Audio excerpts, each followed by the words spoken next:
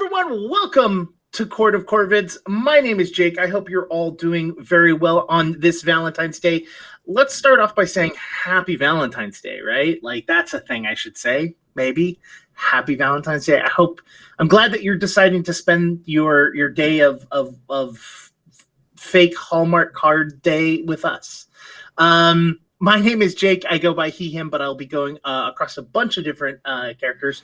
So we'll go over those when we get to it. If you notice, we're missing two people.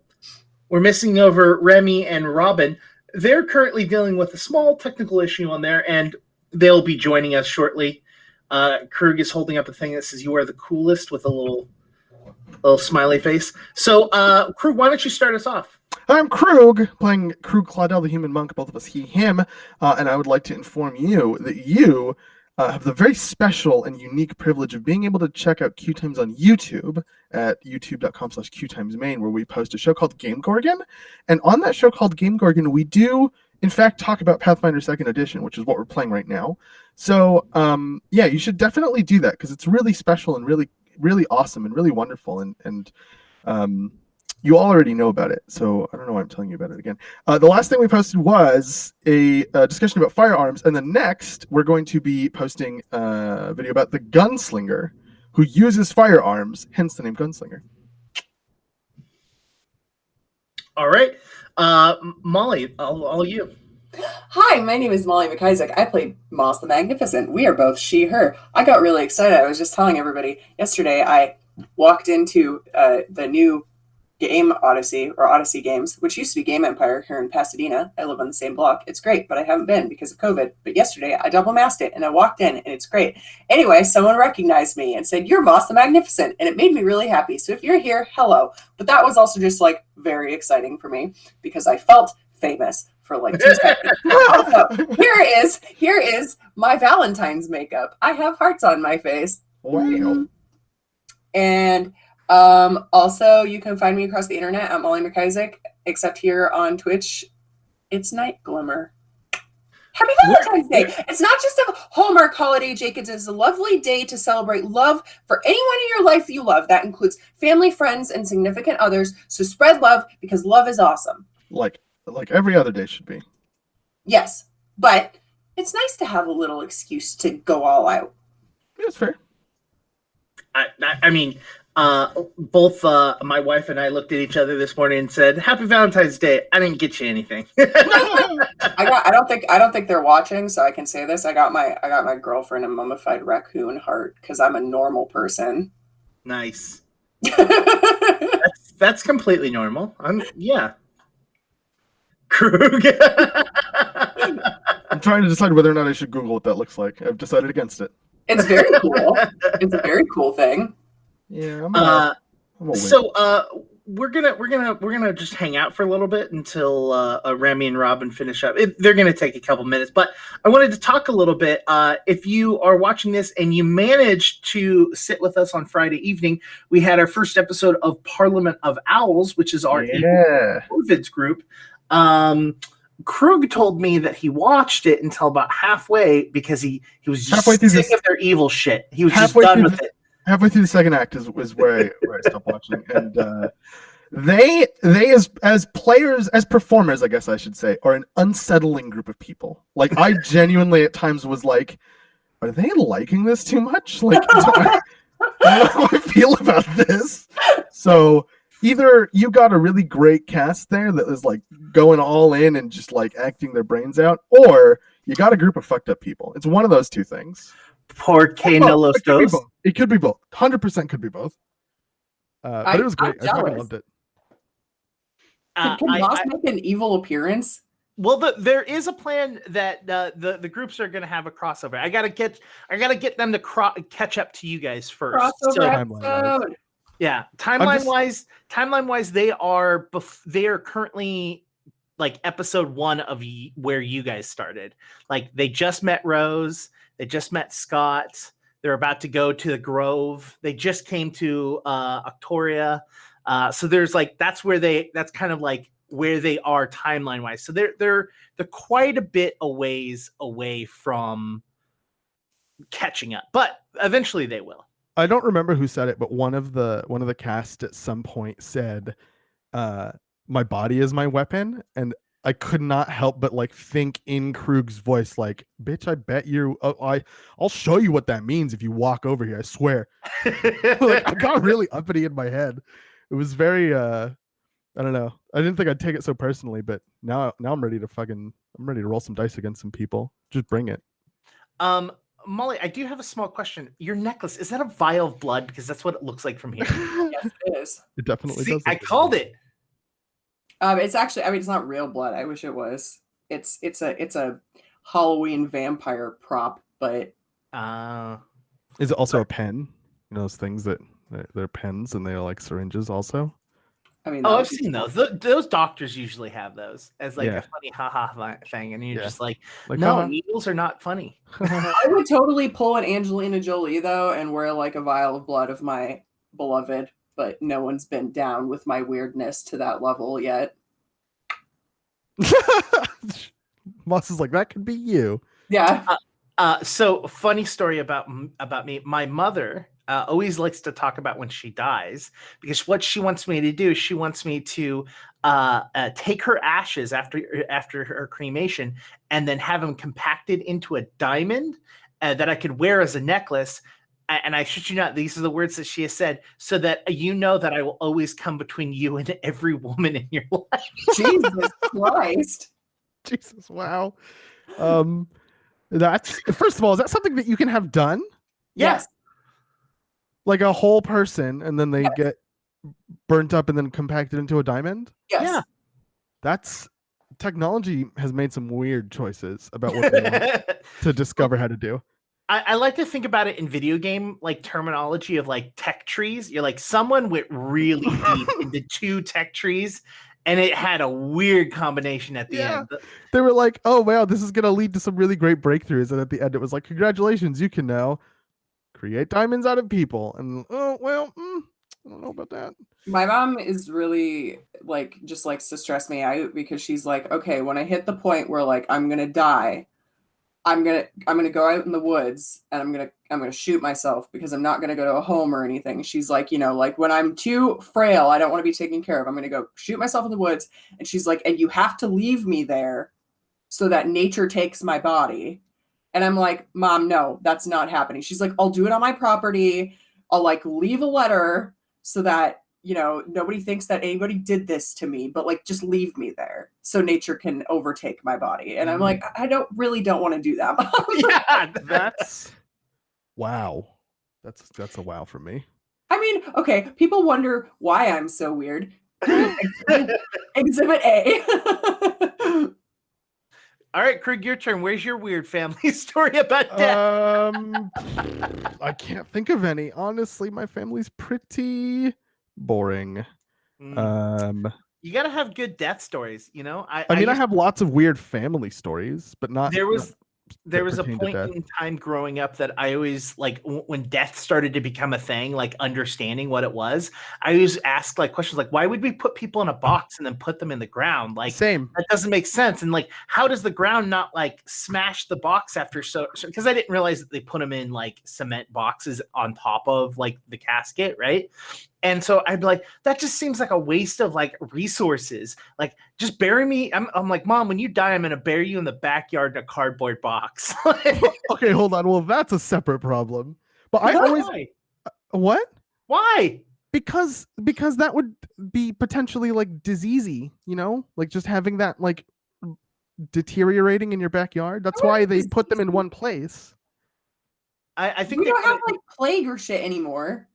Yeah, because we do that. You're swapping cause and effect. No, plague is caused by bacteria in rodents. I'm just saying that sanitation has helped the world a lot, and that if we revert back to not doing these things, it's going to cause more problems than it solves. Look, I agree with said, Dayton. Dead people don't cause diseases, living people do. I mean, technically, like the living people can dig it up, but if you think that decomposing anything is a healthy thing to have around, that's well, I'm not gonna just let it sit in the background. I'm still gonna bury it. Yeah, but I mean, like, I don't know. it seems like more risk than it's worth. Like just putting all those things in one location so that like probably shouldn't. I bet you $10 if I bury. Well, hold on. Let's think about how I can say this without going to jail. Okay. I bet you $10 that if someone dies and gets buried in the backyard, I bet you $10 that will grow a really great garden. Yes, that's probably true. You can compost humans now. It's a legal burial process now. They just passed a bunch of bills for it. Did you?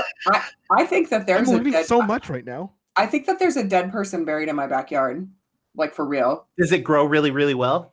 No, there's a really weird, mysterious slab of cement in my backyard that's just like randomly there and didn't have anything on it, and it was underneath a huge pile of junk that I cleared out when I first rented this space. And one of the huge pile of junk was a fully burnt motorcycle, including someone's motorcycle license and keys.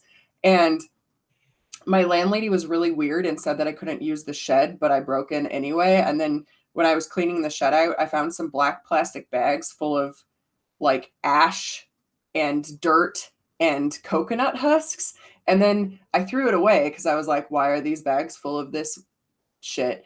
And then I was listening to a podcast like months later, and this guy was like, yeah, I found this burned body, and did you know that when human skulls are burnt, it looks like a burnt coconut husk? And I was like, did I throw away a burnt dead body that was in my shed? Did I destroy my landlady's family murder secret? I'm gonna point out that Jason said, we don't have plague anymore, she says during COVID-19 about I was talking about actually bubonic plague. I mean everybody we probably knew still that. Do have the bubonic plague. It happens like 2 or 3 times a year that it really? like yeah, in the US more like 7 or 8 times a year, but yeah. It's easily taken care of now. Mm-hmm. This is look. When we talked last time about what do we call it? Chat of Corvids or something like that. Yeah, we were talking about mukbang and yeah. I didn't think it was going to be this. I didn't think this was going to be the subject. I thought we were going to talk about like fun Pathfinder stuff, or like maybe that we'd talk about Valheim or something fun like that. But instead, this is what happens when you're outnumbered by Molly and myself. Like because Molly and myself are not the brightest, like sun rays of sunshine. Happy-go-lucky people in the world. No, I'm with you. We are demons, but we're friendly demons. Yep. Yes, to answer Lawful Geek in chat, yes, Remy and Robin will be joining us. There was some chalky milk that was spilt, and they're currently working on fixing that. So I'm assuming it involved some electronics, which is why it's taking so long.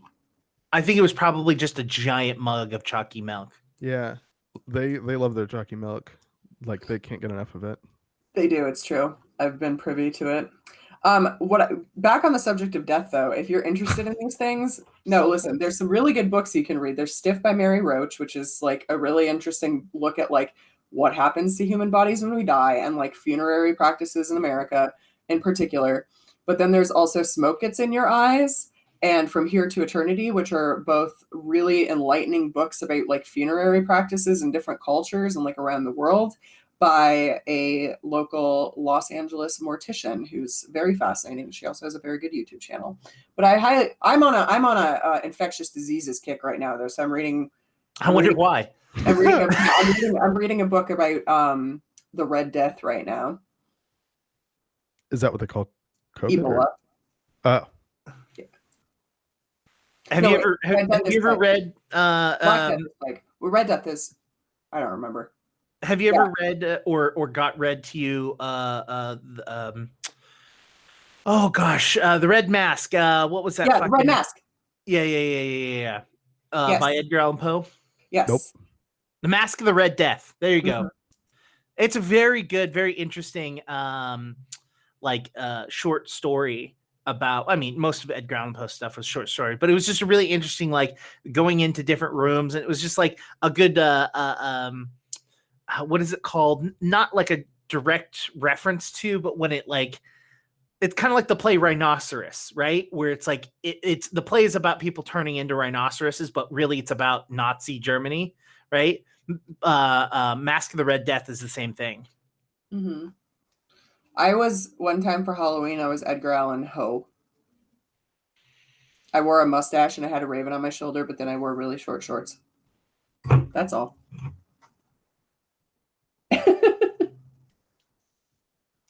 Yes, Vincent. Cream added a term to the things getting I banned. didn't mean to. I just wanted to allow that one message, but instead it said, "Oh, now everyone's allowed to say Hawaiian stabbing," which is not my intention. So maybe I'll go fix that.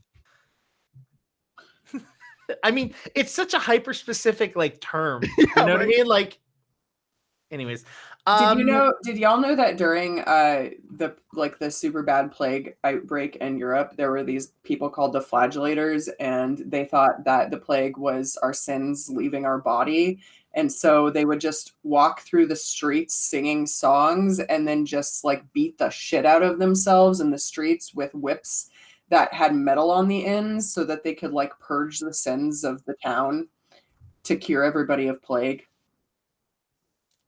We're gonna find a new job for you. I'm not interested. Wildly disinterested. Thank you very much. I don't know if you're talking about me, the player, or my character, but both of us wildly disinterested. They stopped being so weird and cool though when they decided that Jewish people were the reason, and then they went on Jewish people hunts. Yeah, that generally stops a lot of people from being cool. Yeah, but I thought the singing and self-flagellation in the streets was pretty metal though. Analogy. Thank you, chat. While we continue talking, I'm curious if anyone in chat actually has any questions for us while we are just chilling out and hanging out. Q&A.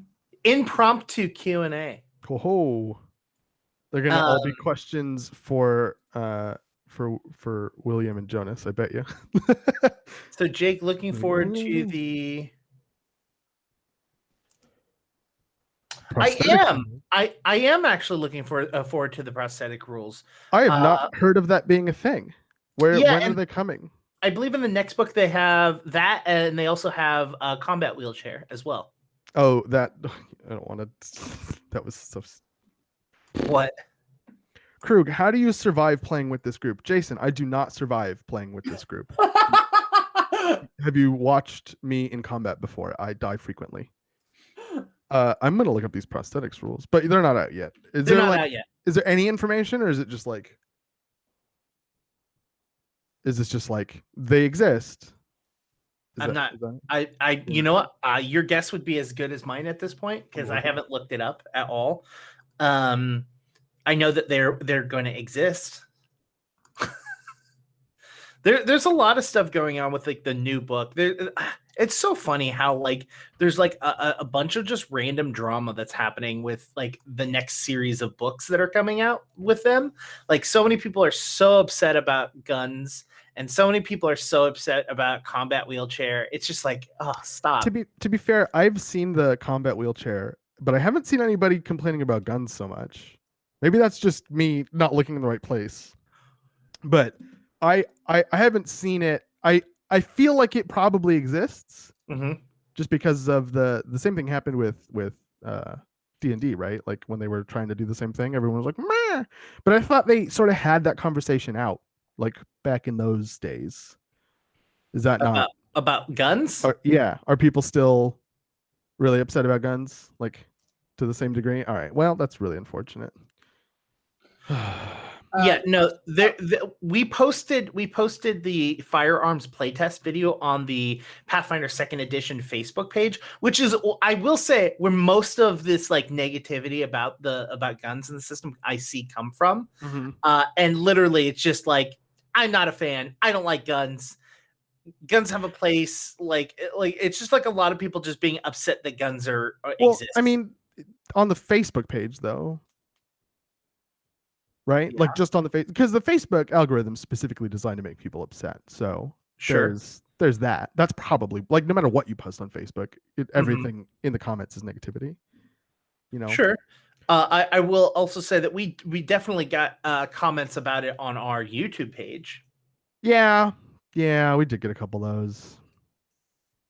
There's one that was like, you guys don't know about guns, or you guys aren't like using the correct terms for guns. So this was really confusing. And I watched the video looking for us being confusing with gun terms. And it was literally just like we talked about sniper rifles for a second, and the only thing that we said that wasn't just from the book was the word scope.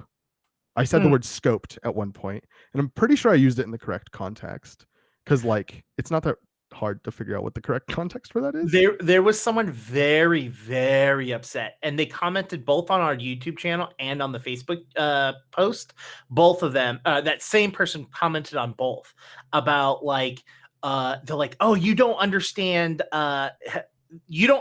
guns in the Renaissance era, and I was like, that's not what we're talking about, though. yeah, like they're like, you're talking about guns that would have like barrels and blah blah blah in it, and I'm like, okay, like, and then I was like, like there would also be, there are also other things that exist in this. Oh, my light just turned off. Oh no. Oh, that's bad. Let's just fix that. It probably just ran out of batteries. Oh, well, that's really unfortunate. I'm now looking for the comment string because it was honestly pretty funny because they were so upset about oh gosh darn it, where is it? I think I didn't realize that it was so easy to destroy Court of Corvids. Like literally all you have to do is spill some chocolate milk and then the show's just gone. Oh, okay. So they said you're comparing firearms to modern guns. They're totally different. These are smooth bore, very inaccurate, except for a very short range. 2, snipers predate current scopes by a century. The tripod is because the barrel is long, probably 1.5 to twice as long as the flintlock, which is the secret to its better accuracy. 3, a blunderbuss is very different from a shotgun. Come on, like among other things, it's hold on. I never said that the blunderbuss and the shotgun were the same. I said that they're trying to give people the feeling of a shotgun, right? Mm-hmm. And I don't think that's wrong. Nobody wants to have the feeling of a clunky blunderbuss. That doesn't make you feel cool. They want to have the feeling the same way that people feel when they pick up a shotgun in a fucking zombie game. They want to blow away large quantities of squishy enemies. And I'm fairly certain that's what they were going for. If they genuinely wanted me to feel the frustration of like ancient weaponry, you could have just said like, oh, every time you fire, roll a flat DC 15 check, and if you fail, your gun is destroyed. There you go. Those are the old guns. Like, why would you want that in your game? So my response to them is, this is a world with Fireball, alien elves, and android. It isn't so much to believe that weapons aren't set to a specific era for firearms, because they specifically, the last thing that they said is, I would suggest you read up on Renaissance firearms and try again. So I said that's a specific. I said that they aren't set to a specific era of firearms. Their response was, I never stated a specific time frame for reference. In fact, it fits nothing exactly, but both the description and the names indicate that they're both smoothbore, which was my point. You literally said Renaissance firearms. That is that is referring to a specific time in history. And then, so my response was, Renaissance is not a time frame? It is though. So, by the way, for those people wondering, yes, we do in private have these conversations about the comments all the time. Oh, 100%. But also the good ones. No, we don't just. Oh, yeah. It's mostly good ones. So the next comment was, actually, the Renaissance is a non-historical time frame, and actual historians will tell you, especially when you're talking about firearms, that there are about a dozen time frames covered by that. But that's still a time frame. What do you mean? So if you have 2 time frames that are all covered by one time frame, then you just have one larger time frame. It's not like the overarching container is not defining a period of time. Okay, well, I mean, Krug with his head cocked 90 degrees with a face of confusion and regret. So I responded I don't understand it when someone's trying to tell me that like, Oh, well, if a blunderbuss in the real world is a smoothbore weapon that fires balls and not bullets that spin down a rifled barrel or whatever it's called, that this Pathfinder 2nd Edition gun clearly has the same exact technical specifications and has the same exact technical constraints, as opposed to just not that. Like, if we don't ever get people that are experts in swords coming into our thing and saying, well, if you are in a combat for longer than 6 rounds, you should have to stop and sharpen your sword, or else it should have a damage penalty of 4, because after that many hits, it would be dull and you'd need to maintain like, people don't do that. But with guns, for some reason, that's a huge thing. It's the wrong mindset, right? We're not gun enthusiasts, we're role-playing enthusiasts, and it's giving us a tool to role-play with, not a tool to describe guns accurately. It's not the goal of the game. And if I'm wrong and a developer is like, actually, we were going 100% for accuracy and absolutely not considering the role-play ramifications of any of our decisions, I will gladly eat my words and go apologize to all those people in our comment section. But until that point, I'm not buying it. Really not. Yeah, it's so dumb because I literally responded. I was like, just quickly Googled reference it. Renaissance is between 14th and 17th century, which is a fucking time frame. That's pretty funny. I love that. We lost Moss. Now we're just rambling, you and me together, and you're not even lit correctly. This stream is destroyed. Oh boy. Dayton says, you can't win on the internet.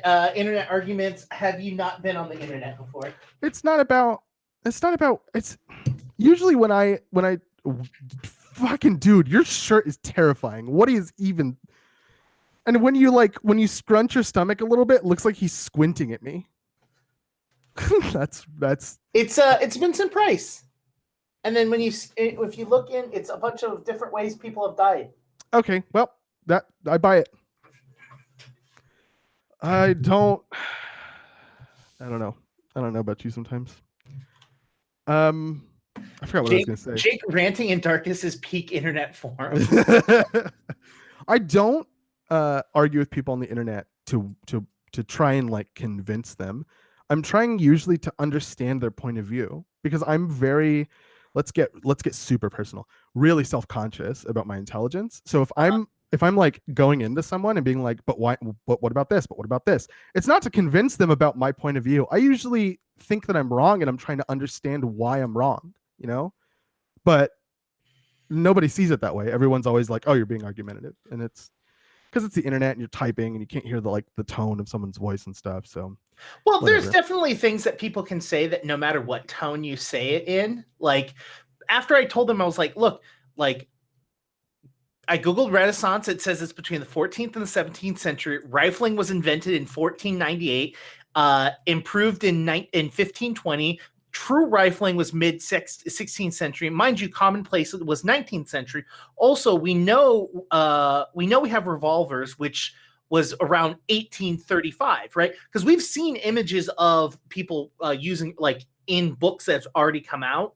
There's like a picture of a person with a revolver, like putting like a magical bullet into the revolver. So we know that we're going to get them. And their response, and this is where I can tell you, no matter what tone you say this in, it's argumentative. I've actually studied history in college. Have you?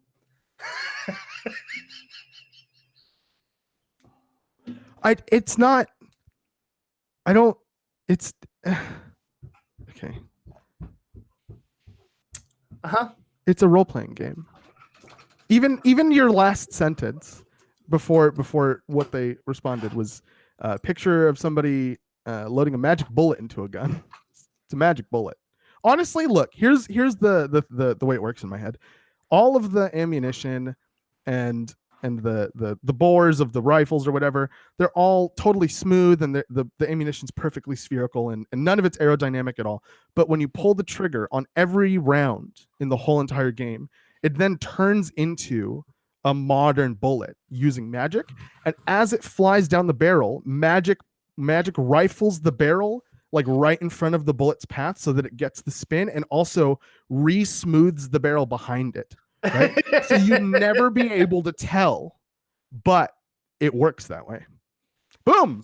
So Justified. chat's asking, Jake, why do you argue with these people? Like blah blah. So after I had come to them and I said, look, like you're saying that's not from a specific time frame. Like this is what you said.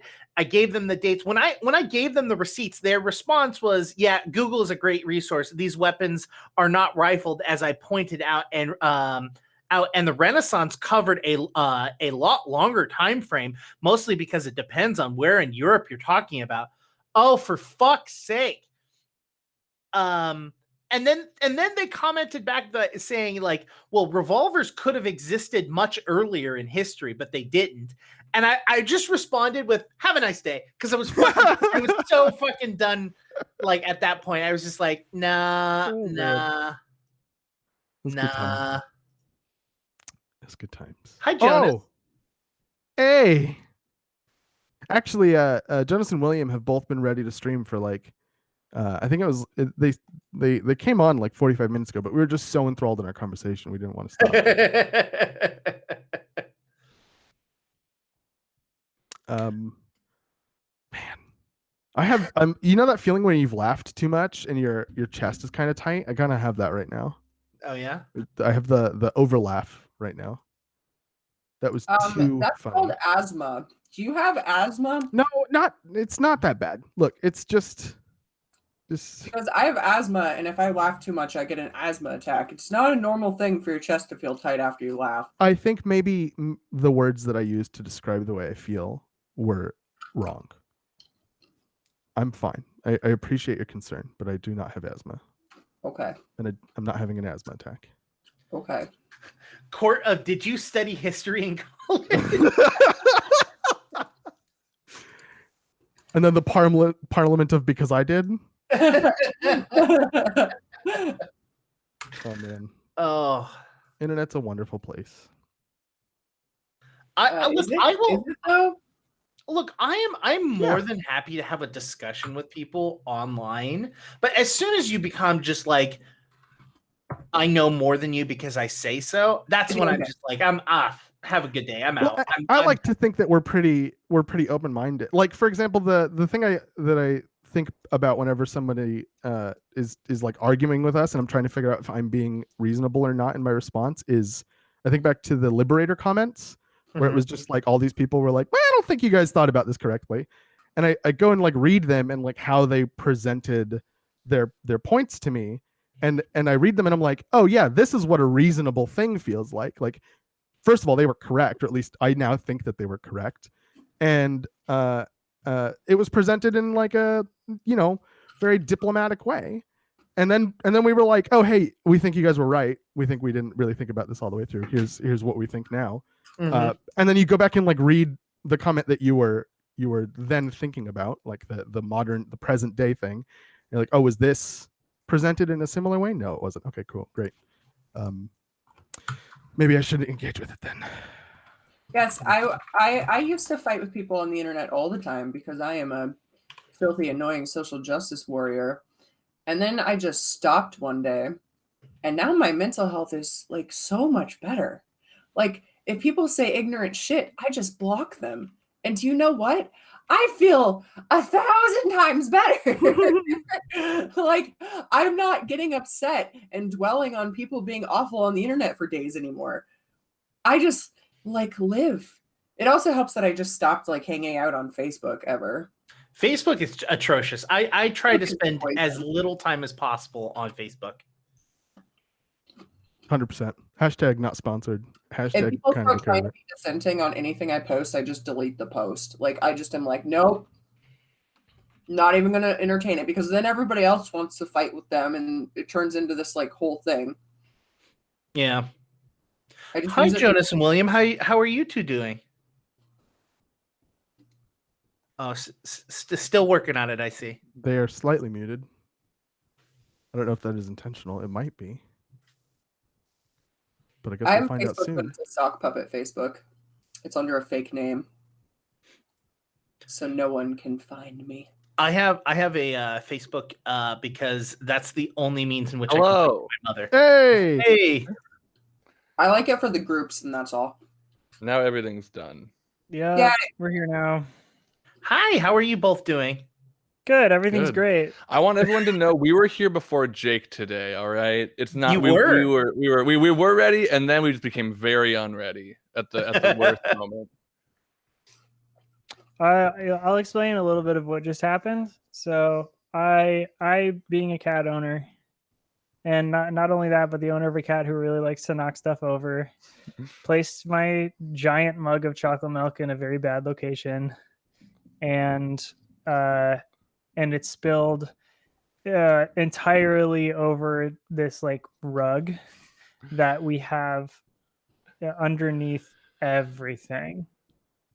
So Oh, not that cat, the other one. So we had to move the couch, the divider behind me, you can't see it, but there's like a dresser thing that is right behind the divider behind me, and the bed and bed frame behind that.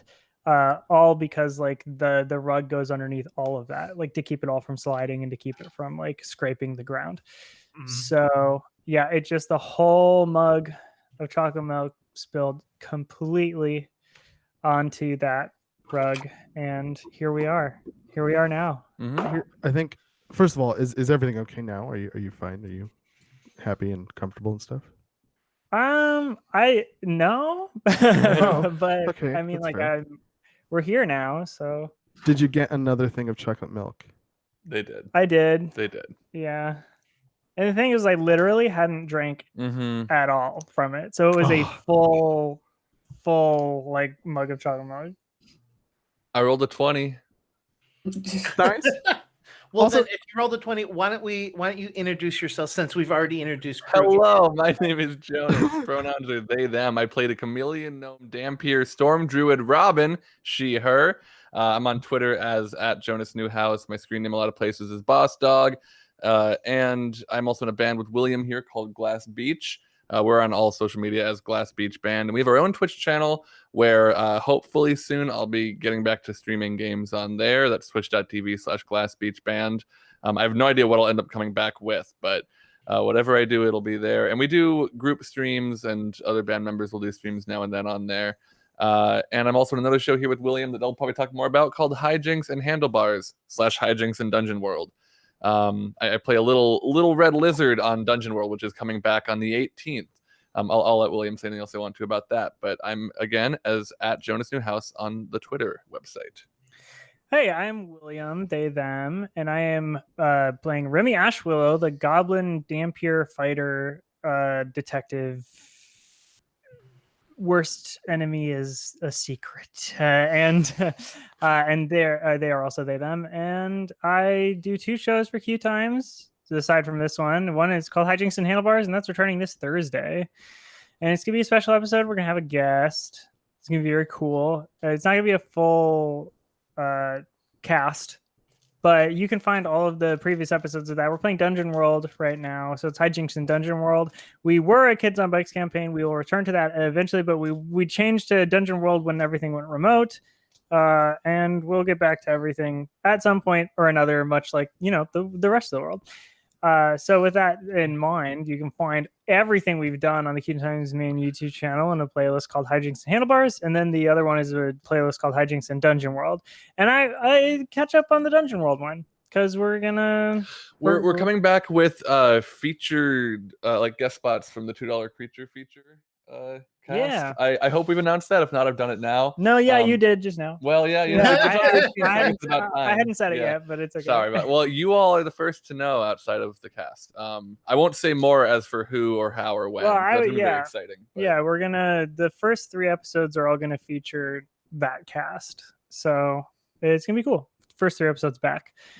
So check that out. And the other thing I do is called Killer Set, which is it'll happen again. That's but it's a Monster of the Week campaign where I take real life bands and musicians and I have them play fake bands and musicians that have to fight monsters and solve mysteries in order to play their gigs. It's a lot of fun. We've had Pink Shift and we've had Bad Moves, and it was really awesome. And it's really cool to see oftentimes what people who have never played tabletop games before come up with. It's very cool. Awesome. now that we have properly introduced everyone, let's get right into the game. As I remember correctly, or correct me if I'm wrong, which I probably am, all of you had just dropped off your friend or your newfound friend off to the library. Off at the library, exactly. And then the other person was dropped off at the jail. I can't remember. You guys, I think that's where we ended. We didn't. You didn't go back to the house yet. It ended with them like pretty much dropping off Henry, and then the last thing you said was that Remy came into the room and said, "What up?" Like, hey. Yeah. So there you go. We'll start right there. Henry walks off as Remy walks into the library, as all of you are standing at kind of the front, kind of awkwardly standing there as you hand off this person to be possibly rehabilitated, possibly become a monk. You're not really sure. Maybe it'll worsen him in some way. Time will tell. The only question I have outright is I left off like with them saying they were going to cast a Zone of Truth on me to figure out exactly what happened. Did that happen? Yes. Cool. So I come in, I'm like, oh my gosh, you're not going to believe this, everyone. Also, hello. Also, hi, Henry. You look indecisive.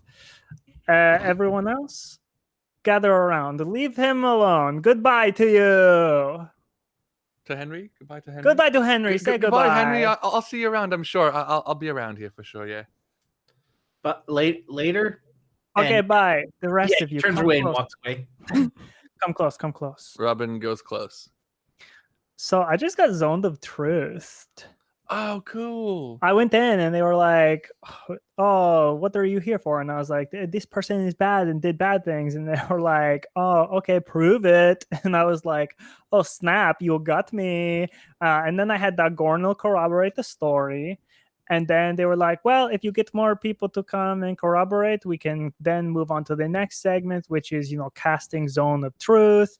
But we don't really want to do that because it is like, imposing on someone's like autonomy. Free will. And I was like, Yeah, okay. Sure, well, I love to have my autonomy imposed upon. Cast the Zone of Truth on me.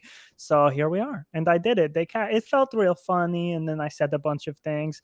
They probably got more out of me than they wanted.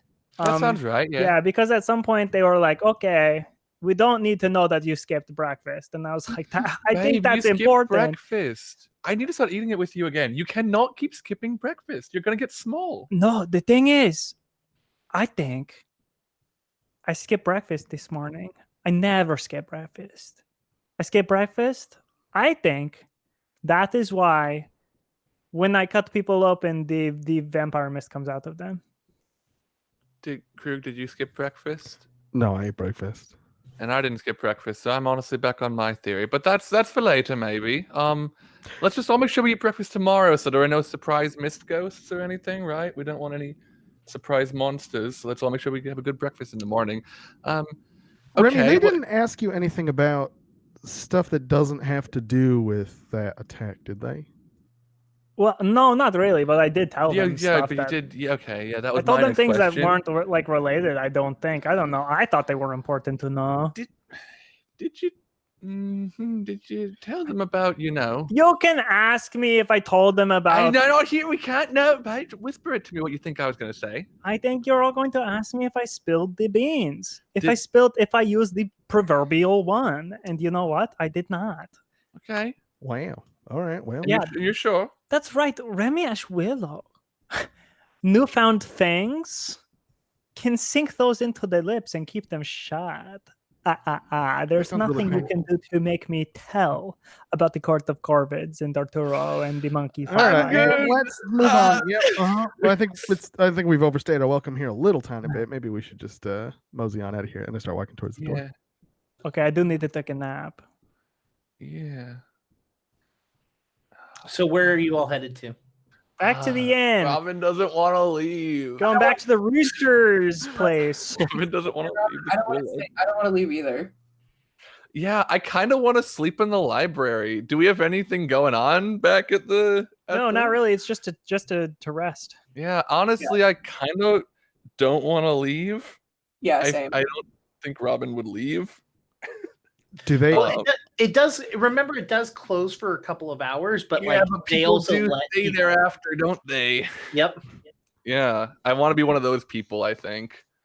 What I'm thinking is Robin's going to find a good book and she's going to start reading it and she's going to fall asleep intentionally in such a way that she looks as if she should not be disturbed, because you don't want to wake her up. She looks like she's sleeping so peacefully, so she can just crash here tonight. If Robin is staying, then Krug's also going to stay here. Roll me a performance for your sleeping. Great. I should get my character sheet up. That's not the die I want to use, but that's okay because it landed cocked. Oh, well, you know, it's a good thing I've got good performance in me. I rolled an 8, but hold on, there's more coming. Moss Um, goes to like the plays section. Okay. Are any of you looking for anything in particular while you're there, or are you just Yeah, kind of like? I'm good. I will be, but yeah. Oh man, there's so many options. I don't know what to try to read about. I need to know so many different things. 8 plus 10 plus guidance is 19. 19 for your performance to yeah. sleep. Okay. To sleep just so peacefully, you can't disturb her. Remy, what are you doing? Leaving, nerds. Okay. Fair. In fact, like Remy's, let's all go back to the end. And then when everyone's like, I'm staying, I'm like, with all of these books? You're staying with all of the books? I mean, yeah, I want to. It's so much to read. We don't have that much So time much here. to read. Yeah. Oh my goodness gracious. Well, certainly, Monster Magnificent, you're going to live with me, right? Get away from all of these books. I have learned that this place I can exchange performance for goods. So of course I have to memorize many plays. I cannot give the same performance twice. Memorize? Plays? I'm an actor. I have great retention. Moss, even you? What are these? Is the librarian a zombo and you have all been bitten by the book bug?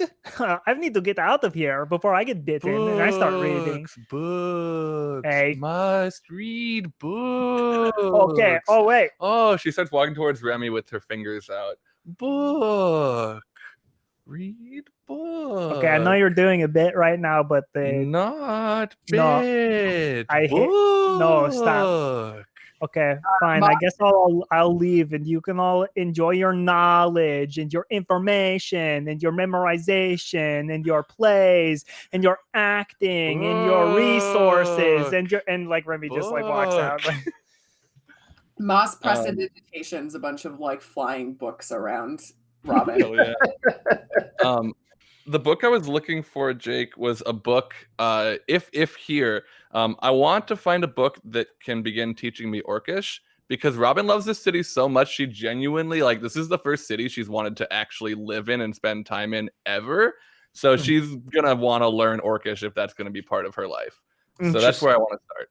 So, question: do you have mechanically wise? Do you have any unlearned languages that you need to learn? I don't believe I do, unless it's that my intelligence has gone up since we started, which I don't actually think it has. It would go up if you put a boost in it at level 5. Which, yeah, I didn't. I don't think I did.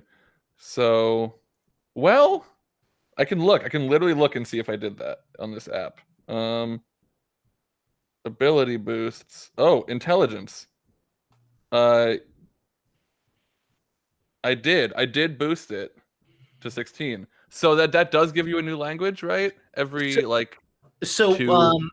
With your intelligence modifier, you get a language that you learn per intelligence modifier plus a certain number based off of your class, or ancestry. I think it might be ancestry. Yeah. Yeah. So when you go up, you will, if you go up in intelligence, you will also learn a language. Sure. Which, yeah, I think is what happened because I started with common, and the ones that I learned for having 14 intelligence were goblin and elven.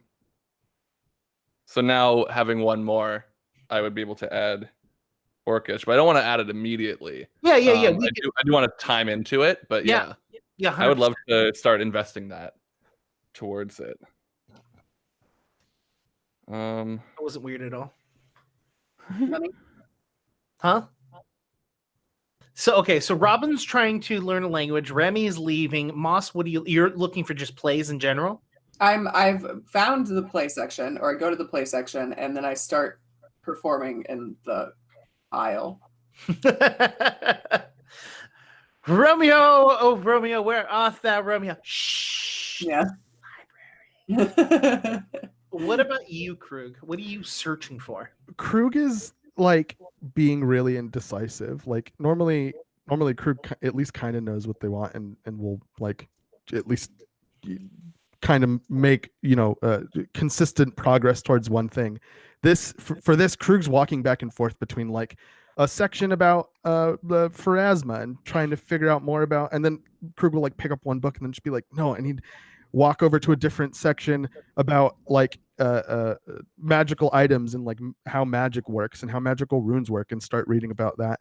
And then Krug is gonna just kind of like stop, and then I really what I want to do is I want to go to a section I want to find a book about Aurori that Krug hasn't read before, and I want to read about how Aurori prioritizes gaining knowledge.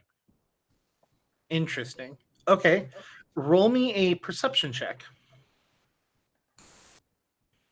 Ooh, 21. Okay. You start to look through, and you are going through, and there's a large section on Aurori, like clearly, right? I was hoping.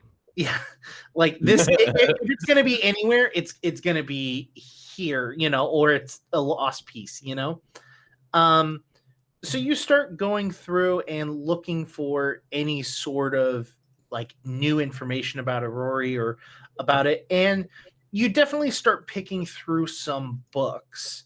I'll have to get back to you on that because I'll have to do some more research on Aurori to kind of answer that question. But I think that you definitely will get that answer. Okay. What's Remy doing? Remy, you just going back and going to sleep or what? Yeah, you know what? I mean, like that's my plan, but if we want to do a funky little like Remy's, lost in the new city kind of like solo episode, the others can like sit here reading their books all they want or something. No, the plan is to just go back to the inn and like sleep. So, Remy, roll me a perception. I mean, it's going to be easy for you to get back because you know Orcish and you have the map, or have a map. Yeah. You would think that the amount of times that we roll perception, I would just know it offhand by now. That'd be 25. 25. So you start heading back, and as you head back, you have to pass the guard check that you originally like dropped off the fancy lad at. And as you're passing by, you catch that a lot of them are starting to like gear up and put armor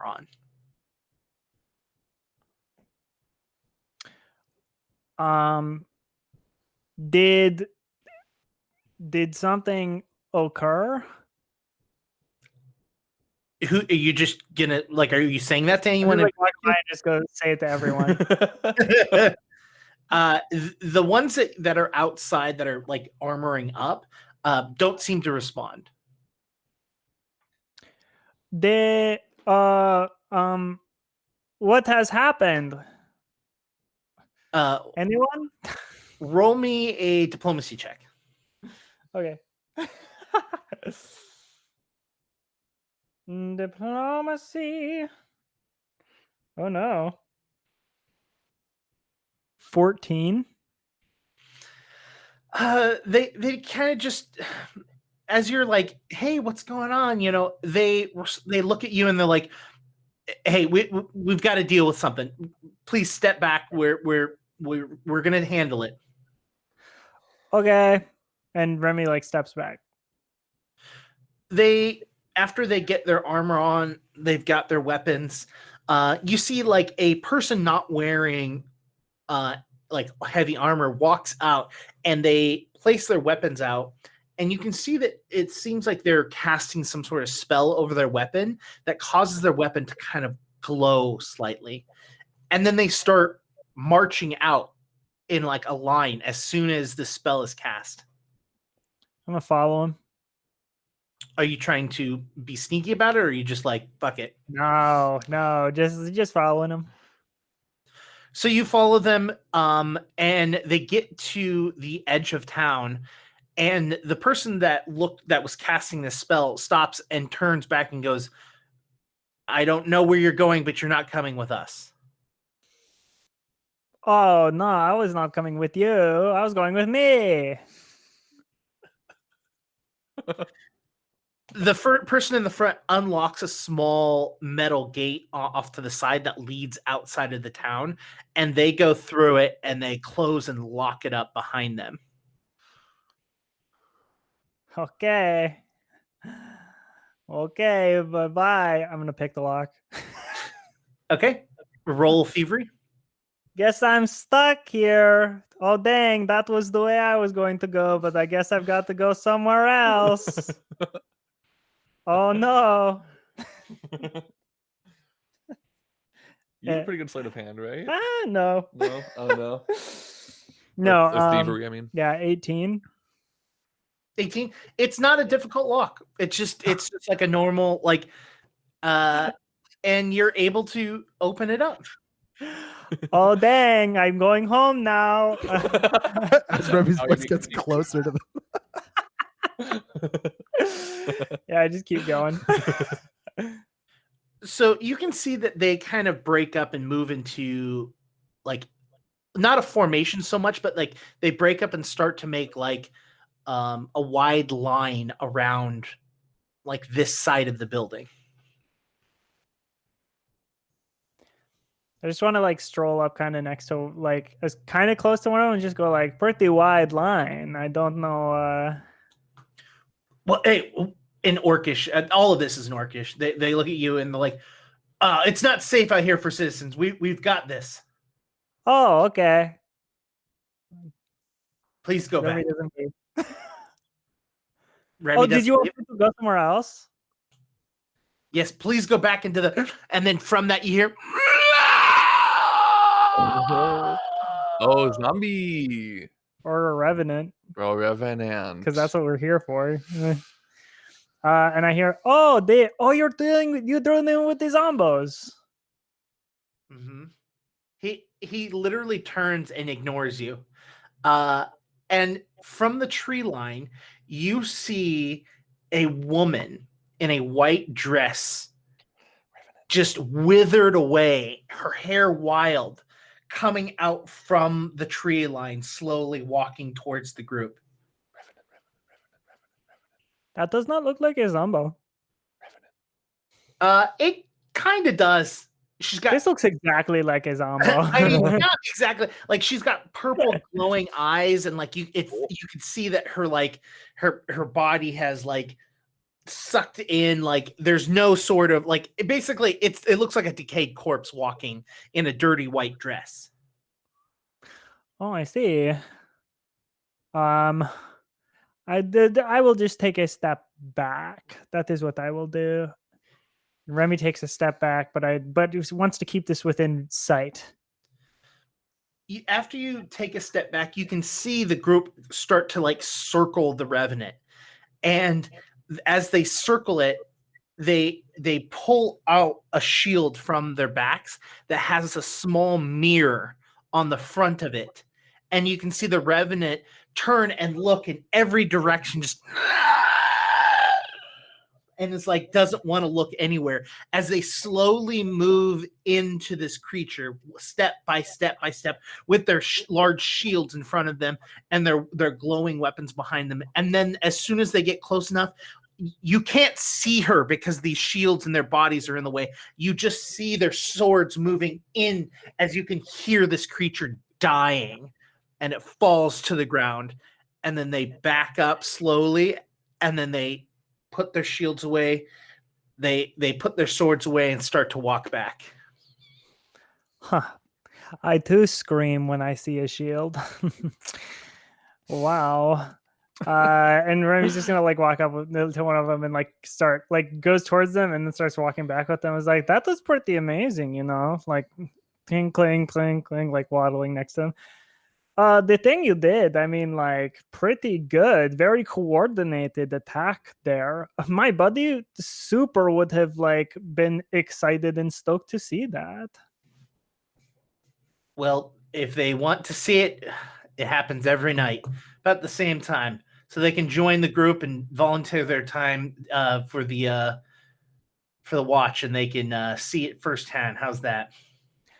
Well, why don't you do? If it happens every night, isn't there a way you can like, you know, get rid of it? What, that is a revenant, right? Yes. Oh, I'm so stoked. I just learned about revenants for like the first time. Congratulations. They start like walking back like to the gate, and they can see that the gate's like unlocked still from you, and they're just like and continue to walk in. You didn't lock it properly. This is the way I was going anyway. It's your fault, not mine. Okay, well, how do I sign up for the watch? Go in the morning, and there'll be someone there. You can sign up. It is that easy? There is no like strength test? They'll go through all of the prerequisites. Also, there is a prerequisite. Will I have to use a shield? For this portion, if you're a part of this group, yes. Ooh, yikes. Do you Wow. have a shield on you as you're saying Dang, this? yeah, the shield's like on my back. Oh, ooh. Yikes. Oh no. Dang. Wow. And here I thought that would be a good fit into everything. I'm very strong. Well, I guess I'll come by and trying to sign up, but you know, I might have to bring someone else with me. Ooh, shields, really? Oh, gross. Okay, fine. You Whatever. saw how well coordinated we are, and yet you still don't think that a shield is necessary. Well, I mean, I guess if you like need them, Then they're necessary. then they're necessary. Sure, you know. You know what? I wasn't going to be working tomorrow, but now I do. See you in the morning. Yeah, see you in the morning, friend. If you could see me behind that big shield, am I right? No one high five me, huh? Okay, goodbye. I'll see you in the morning. Yeah, yeah. Remy just goes back to the end. Yeah, you go back to the inn, and you have a pretty peaceful night's sleep. Wow, I thought you were going to involve me in that fight somehow, Jake. I just want you to know that. And it scared me because I have not been healed since the big old battle. Oh, wait, there's surely I must have done the combat. I mean, medicine maybe. on you. Let me just roll a couple d8s for you. I'm Is going that to fair? bed. I'm going to bed. Before you do, just go ahead and take an extra 12 if that's okay with everybody. I figure I gave them 2d8 at some point, right? There's no way I didn't do that. I've got so many d8s. Also, due to my own rule, I did not have my sword. So I was like, okay, Hell yeah. I'm going to follow, but I'm not going to do anything. Okay, and I take Well, I good thing take you weren't both involved in the fight then, huh? That's the sneezing.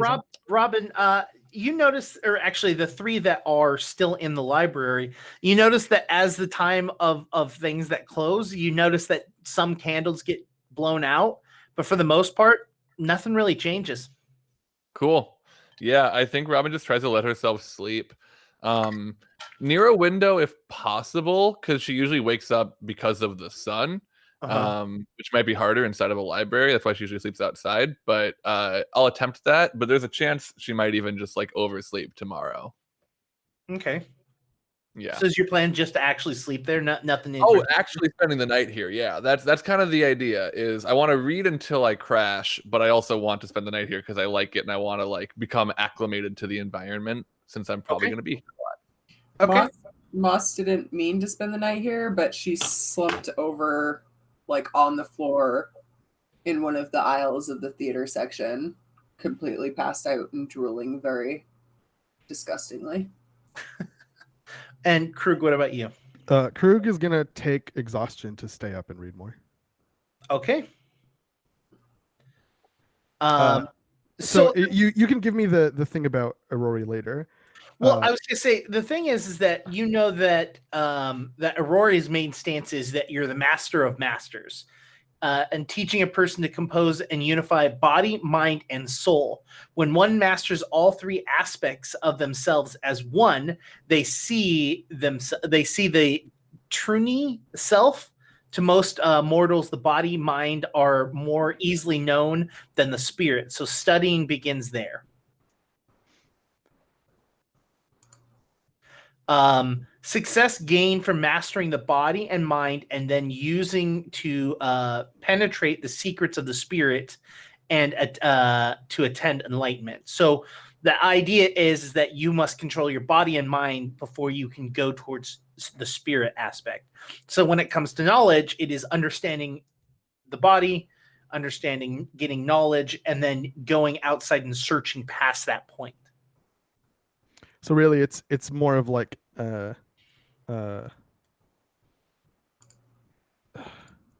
actually, okay, I buy that. Okay. I'm going to I don't know how long that takes, right? Or like what time is it when I've kind of like finished reading through whatever I was reading for Roy? I'm gonna say that's the information that you gain over the night. Like you get much more detail, but yeah, unless there's something specific that you're trying to do. Well, after that, I wanted to research Revenant. Oh, sure. I mean, that can be an aspect of it as well. You're going to roll me two things. You're going to roll me a religion and roll me a perception. The religion first. Hero point. Oh, that was worth. 28. Okay. And then perception 26. You go through and you're able to find a section on like some undead. And you can see that there is in fact a section of recently used books. Like you can see that like not only have they this is a large place. It takes a little while to clean through it. So some sections get a little dusty as they go through. You can tell that there is a book specifically that has been pulled out and used, so you can tell, like, because normally when a book hasn't been used in a while, you hear the cracking of the spine. Like you don't hear that when you open it. Interesting. I kind of want to figure out if is there like a, in libraries where they have the little card on, but you can't take the books out of this library, so maybe not. Can I go find the librarian? Sure. You walk up and you see the person at the front desk as they're like writing something down. Excuse me. I know you're closed, but I'm still here and I have a question if you'd indulge me. Yes, what is it? You know that there's a problem with a revenant here, right? Or is that something that they haven't told you? We haven't seemed to be dealing with any sort of issues directly here. Yeah, maybe they're trying to. I've been told that there's a problem with a revenant here, and this book, and I hold up the book, was in a section that looked a little bit dusty. This one kind of stood out as one that had been recently used. Uh-huh. Is there any way to figure out who used it before me? Sorry, that isn't really a thing that we keep track of. We allow people to keep their privacies. I figured as much, but it was worth a shot. Thank you very much. But if you're trying to figure out, I mean, Can you figure out who may want to use something like that? Yeah, this was more of a shortcut than anything else, though. But like most, it didn't pan out. And if you're trying to figure out if there's a problem with the revenant, or with a revenant, I should say, I think the guards would be the best person to talk to about that. I usually don't try to keep involved with any sort of direct issues unless I need to be involved with them. So I'm kind of the worst person to talk to about that. The buildings outside could be on fire, but I spend most of my time in here. I wouldn't know. That's fair. Suffice to say, they weren't on fire when we came in here, if that's any comfort to you at all. What do you think about the guards here? I mean, they keep us safe. I mean, they're generally good. They're not abusive or anything like that. Oh gosh, no. Absolutely not. What about crime? I Is there mean, a lot of crime here? happens. It's inevitable, but But is it generally, and this isn't necessarily your area of expertise, I understand, but as a resident, do you feel like there's a lot of like minor crime, or is there a lot of like, major crime? Like, do people get murdered? Do people get, tortured? Is that the kind of thing that happens here on occasion, or is this more of like, oh, somebody stole some chicken from the shop or something? It's we have a few rules and regulations here in town. While the newspaper does put that individuals or things had happened, it is illegal for any sort of news or press or anything like that to put the individual's name, neither the victim nor the perpetrator, as we find that it is it's not helpful in the situation, right? So if you're looking through the papers, I'm sure that, and they point to a pile of like the last week's worth of like printed news. They're like, you could easily go through that and see what kind of things pop up through there. But I think that there's more of a better record at the guards. But as for crimes, I mean, the worst thing that happens, at least here in the building, is someone leaves with a book and doesn't come back, Right. So hold on. You're saying that, and this is completely hypothetical, if you'll entertain me for a second. If I were to murder you and nobody was around to witness it, and through some magical means, somebody was able to convict me, right? You're saying that nobody would know that I did it except for the people who convicted me? Correct.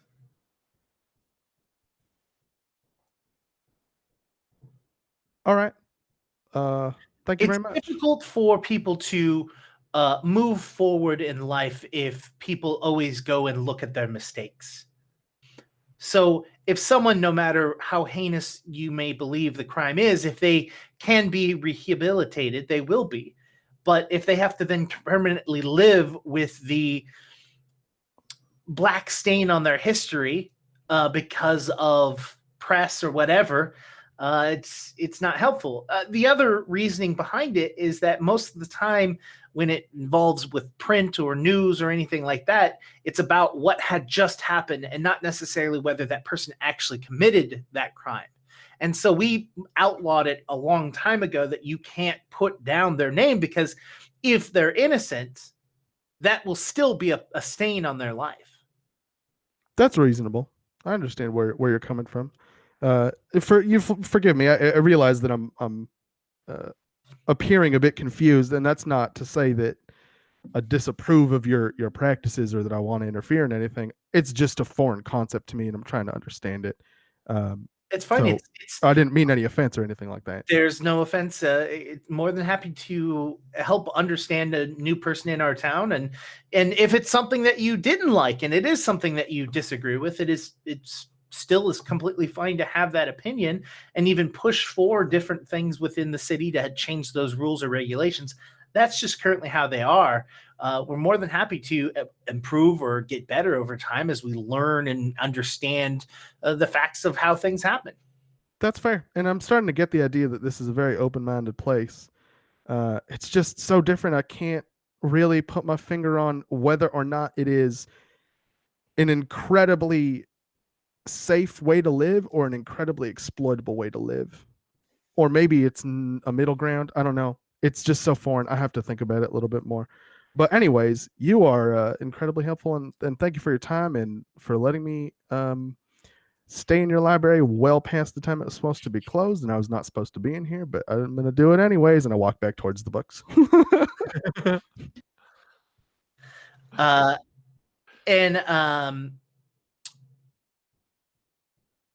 They, as you leave, they say, "Remember, so you may light the way." I kind of like turn and give them a nod and keep walking. Okay. Is there? Does Krug, the player, remember what that means? Yes. Okay. Is there? Is there anything that I find out about the revenant from past what information you already have? Yeah. You know that its main thing is, I mean, the thing that you learn is the fact that it has a self-loathing. It hates itself. Its main form of attack is a physical, like, claw attack, and then it has a fear effect that has a 60-foot burst around itself. It hates itself. It hates itself? What do I know its alignment? That's what it looks like. It's got self-loathing. Do I know its alignment? So if a revenant sees their own reflection or an object that was important to them in life, they must attempt a DC 25 will save. That's out of character wise, but like in character wise, you know, if they see themselves that they become like disoriented and are like have major issues. Do I know its alignment at all? Either side of it? They're primarily neutral. Oh. Neutral on the moral spectrum or on the obedience spectrum? Moral.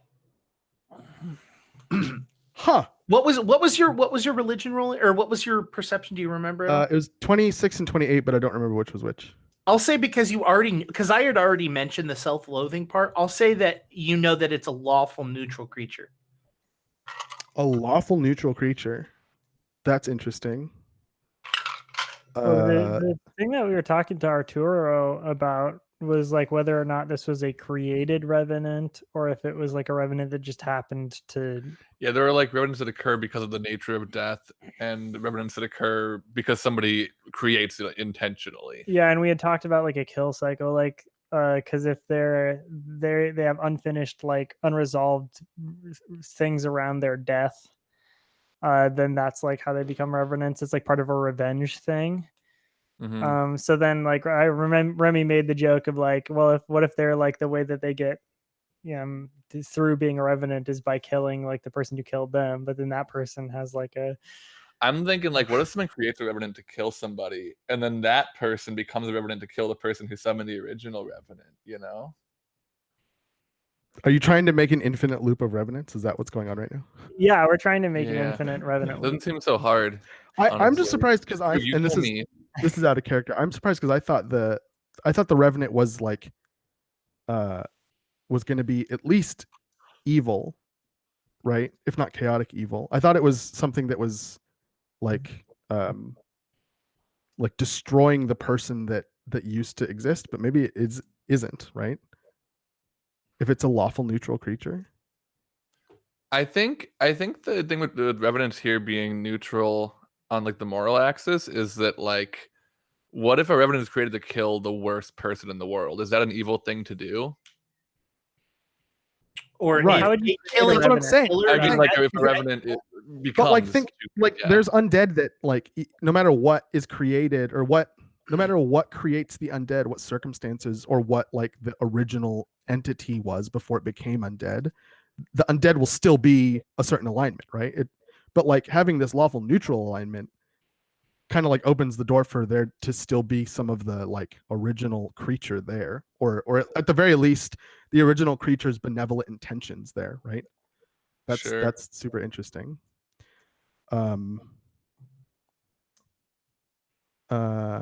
Do they speak? Do I know that? Do we know that as a group already? I don't think so. That was a don't I question. saw one know. screen. I You don't know. as of yet. Okay. Also, is it possible on Twitch to like ban someone for like a moment of time? Yeah, you can put someone on a timeout. Why? Oh, no reason. Just looking at Dayton right now. Oh.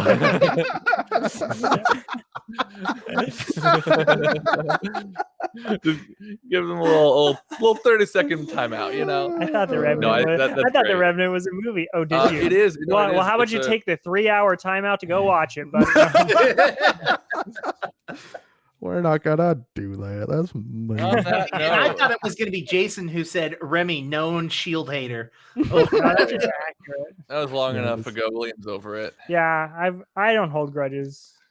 Yeah. Well, yeah. So yeah, Krug, that's the information that you get as that happens. The sun starts to come up, and you realize that you've spent the entire night reading through book after book after book about undead and about Aurori to gather and piecemeal these different pieces of information together. And I look outside and I look at the librarian and I go, "Oh, you've been here all night. What are you doing?" Who do you say that to? The librarian? Librarian. No, it's a different librarian. Oh, Does Krug still say it? Having yeah, said yeah. that. Krug's- I need to get some sleep. Apparently, I'm gonna leave. I'm gonna go look for any of the group. See if I can just find them while strolling through town. I would We- love if Krug wakes Robin up like not long after she would have woken up normally. But I think I like the idea of not waking up naturally. And are you in the library still? Oh yeah, you slept Robin in the is library. in just like an armchair. I'm curled gonna up. find Robin then. Cool. I'm gonna. What about Moss? Oh, thank you. Oh yeah, they both. Okay, I'm gonna find them both. I'm gonna find Robin first and shake Robin awake. Robin. Cool. Hello. Did you fall asleep? No, I'm awake. Did you drill on the book? You're not supposed to. No, You it's a have to- book. It's not. It's dry. Oh, It's a dry touch book. the to see if it's dry. I don't read a drool book, Krug. I read books that are dry. Bless you. Thank you. Just a passerby. Do you know where Moss is, Robin? I think it's time for us to go. It's the morning already. Yeah, Moss is in the caravan, I would guess, probably, or Moss probably sleeps in her caravan. All I right. slept Well, in you the take some time to library. get up. Yeah, I'm gonna go find Moss. yeah. You know that last that you talked that she was in the theater section, so you could easily like just go there. I'm gonna shake Moss. Moss, it's time to get up, Moss. Ah! Moss smacks Krug. Oh God! I take 1 damage. Moss, it's not gonna change the fact that it's time to get up. Also, ow! Where did you learn to hit like that? Jeez. Moss has like makeup and drool running down her face, and she just completely like plants her face on the ground and like covers her head with her arms and a book. Moss, I don't think you're supposed to use the books like that. Do you want here? And I'm gonna grab her cloak from next to her and trade her for the book. Is it cloaky? Yeah, I mean, unless you have another cloak, No. it's cloakette. Cheapers. my Canadian cloak girlfriend.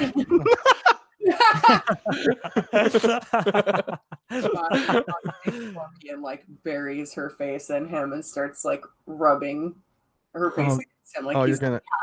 That's a lot of. All right. Well, you're gonna need a.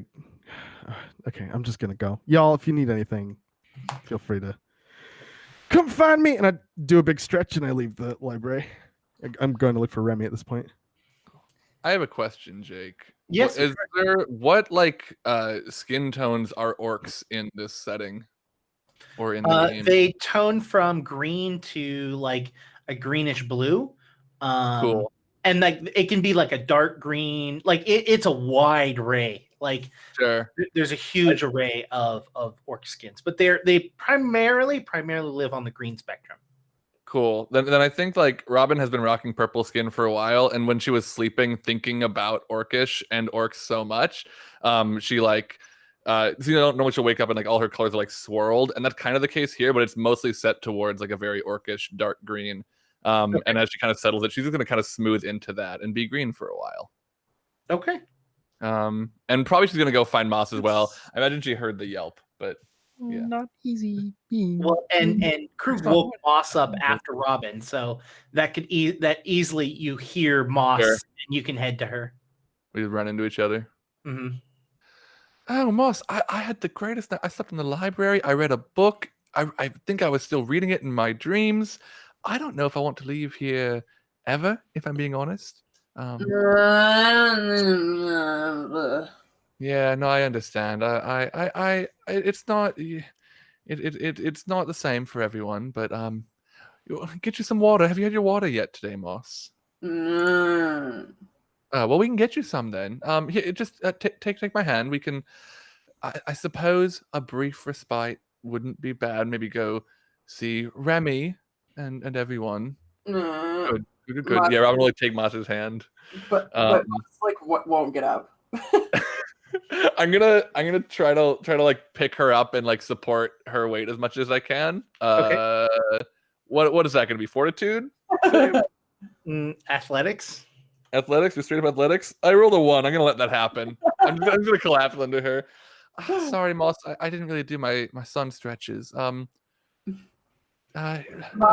wraps her arms around Robin and like pulls Robin towards her. You know what? I'm sure if we don't find them, they'll come back. And I think Robin might fall back asleep. I think it hasn't been long enough that being like pulled in, she just gets comfortable. Remy grabs their bastard sword, grabs a shield, and then laughs directly at it and puts it back down. And then exits the inn. And says to the innkeeper, like, Krug walks up as Remy is walking out of the inn. Hey, Krug, this is perfect. Come on, let's go. You're coming with me. Whoo! All right. All right. Well, you look horrible. Yeah, I stayed up all night reading at the library. Something that. What? Oh, that's the worst thing I've ever heard. Remy, do you realize how many interesting reading at the combat library stances you could learn from a book? You could become learning so from a much book? stronger if you just read like 1 or 2 books. Oh, you think I'm going to get so strong by picking up those dinky books? In the amount of time, not as weights, pick the Remy. books up and put them back down, and pick them up and put them down. No. I could have done something heavier. You think books are that heavy? How No. weak are you, Krug? No, Remy, it's not about it's about reading the book and then the book explaining to you how to be stronger.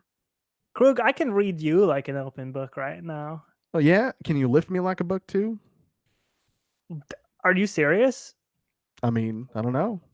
I can lift you every day of every minute of every year of every century of every How many days are in a minute? Of every. Come with me. This is wasting time. I need to get there. I'm following. Where are we going, by the way? Oh well, we are joining the watch so we can attack a revenant. Okay. Here's the thing, though. A revenant's not evil. Looked pretty evil to me. Yeah, but that's not how that works, though. It doesn't just look. It's not. I mean, look. I'll come with you. How about that? Okay, but I do have a thought. All of them, they were using these like shields that had mirrors on the front of them to attack the revenant. And apparently they had to do it every single day because it happens at the same time, every night, at the same location. And they go and they take it and they go boo and they poke it a bunch and it's gone. And then it comes back because they haven't And then it actually comes destroyed back. the revenant. They just. So there is something we need to do to figure out how to get rid of it permanently. This is why Arturo wanted us here in the first place. If only we knew how to get rid of a revenant. Then Arturo told us how to get rid of a revenant, right? If only someone had told us. Arturo, you remember Arturo? Just some key information about getting rid of revenants. Because sometimes it's created because it was murdered. And If sometimes only we knew. Come on, Krug, let's find out. Yeah, you're right. Let's go. And we go. Out of character, how do we get rid of a revenant? I don't remember that information. Arturo gave us that, right? Yeah, we have to like fulfill their like Oh yeah, we have to satisfy their death. Yeah. Either that or find the person that killed them. Right. Yes. It's either Mhm. something they want done or something that we have to like. Well, have because to some of them are they created? They don't. The revenant isn't created by like an accidental death. It literally has to be like a murder, right? Correct. Yeah. So Yeah. we have to either find their murderer or figure out what their like thing Like, is. hey, what's wrong, buddy? What can we help you with? Did you Yeah. not did you not get enough Cheez-Its with your breakfast this morning, buddy? Yeah, the kind of thing that that man. Arturo told you is either that this is a revenant that is being created by some sort of like person that is trying to attack this town, or it's an actual revenant, and he told you revenants are obsessed undead stalkers who arise from their own murder and are driven by only one thing: revenge against their killer. Okay, so if it's a created one, then it will be some other goal that needs to be satisfied, right? Okay. Mm-hmm. But if it is But if it's a murder one, then we just kill their murderer. Or let the revenant do it, I guess. then we just murder the murderer. We could just escort the revenant to the murderer in that case, you know? It's like, hey, just don't intervene. Just let nature play its course. Yeah. Well, specifically it says revenge. Revenge doesn't have to be murder. Sure. Yeah, it can be We incarceration. can pull her pants down, whoever the murder person was. I don't want to assume it was Rose, you know? Even though we got a late start, it's actually about time for our break. So we're going to go ahead and take our 10-minute break. We'll be back in a few minutes. We're going to go back to Krug and Remy. The two of you have gathered your things and are walking back to the guard location. Cake cutting update. It was Cheez-Its. Cheez-Its. I dropped Cheez-Its on the floor. I have Cheez-Its. Oh, you dropped cheeses on the floor? That must have been so hard to clean up. I'm eating kale. Ooh. That sounds way healthier than what like what I had. So the two of you make it to the guard shack, and Remy, you see that there's a very familiar face. There's a person, the person that you were talking to last night is outside. I lean over to Krug. I'm like, "Don't worry. I know how this ruffian acts. We have a rapport." All right, I guess I trust it. And Remy shouts, "Hey, it's you. It's me." He turns and looks at you. He goes, "It is you." Yeah, that's right. I lean over Krug. What did I tell you? All right. Can I sense motive on the guy? Krug, again, this is in Orcish, so Oh, well, can I still try? yeah, of course. I'm sure there's a penalty, but hey, 14. You literally blank. You're blank. Cool. It could be positive, it could be negative, but it is blank. Awesome. All right. So I have brought my friend as well. We are here to be a part of the guard. Show us the prerequisites. We will destroy them. Flex. What's your name? What is my name? My name is Remy Willow. Krug Claudel. Again, in Orcish. So, Krug, you have no idea. Oh, you're right. Okay. You just heard you heard blah blah blah blah blah blah blah blah Remy Willow blah blah blah blah blah. I would definitely not assume anything at that point. And then I'll go. And this is my comrade, my compadre, my friend, my best friend, the best friend I've ever had in the whole world, Krug. Oh, what's the last name? It is Krug. I'm so glad you can't understand me. It's Krug. Oh, Remy, why are you saying my name so many times? Because, yeah, Krug. Funny enough, Krug is a word in Orcish. It means something completely different. Sense motive. I'm just gonna really... Oh my god! 14 again. Yeah, not even close. Claudel. It is Krug Claudel. That's what this is. Krug means something else. Krug Claudel. Anyway, we are here. We're here to take the test and to do the best. So get on with it. First, I need to know what your motivations for joining are. Being strong, motivations. Motivations, not your resume. You seem to be interested in this revenant very much so. Oh, it is our duty. Is that so? Yes, it is our duty to take care of this revenant. It's our duty from on high. The ones who tell us what to do. We are meant to do this. About how long have the two of you been in town? In town? Yes. What is time? Yesterday? Krug can tell this is a Remy conversation, though, right? I mean, seeing every these conversation. faces on who Remy's talking to. You see that he reaches into a side hip bag and pulls out a leather bound book and opens it and writes a few things down. All right. What are you drawing?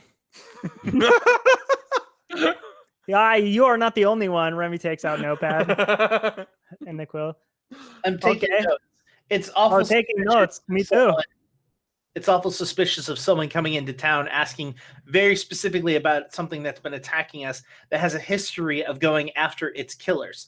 So I'm a little curious of why you're trying to search after this revenant. Are you involved? Okay. All right. What was your name again? Sorry.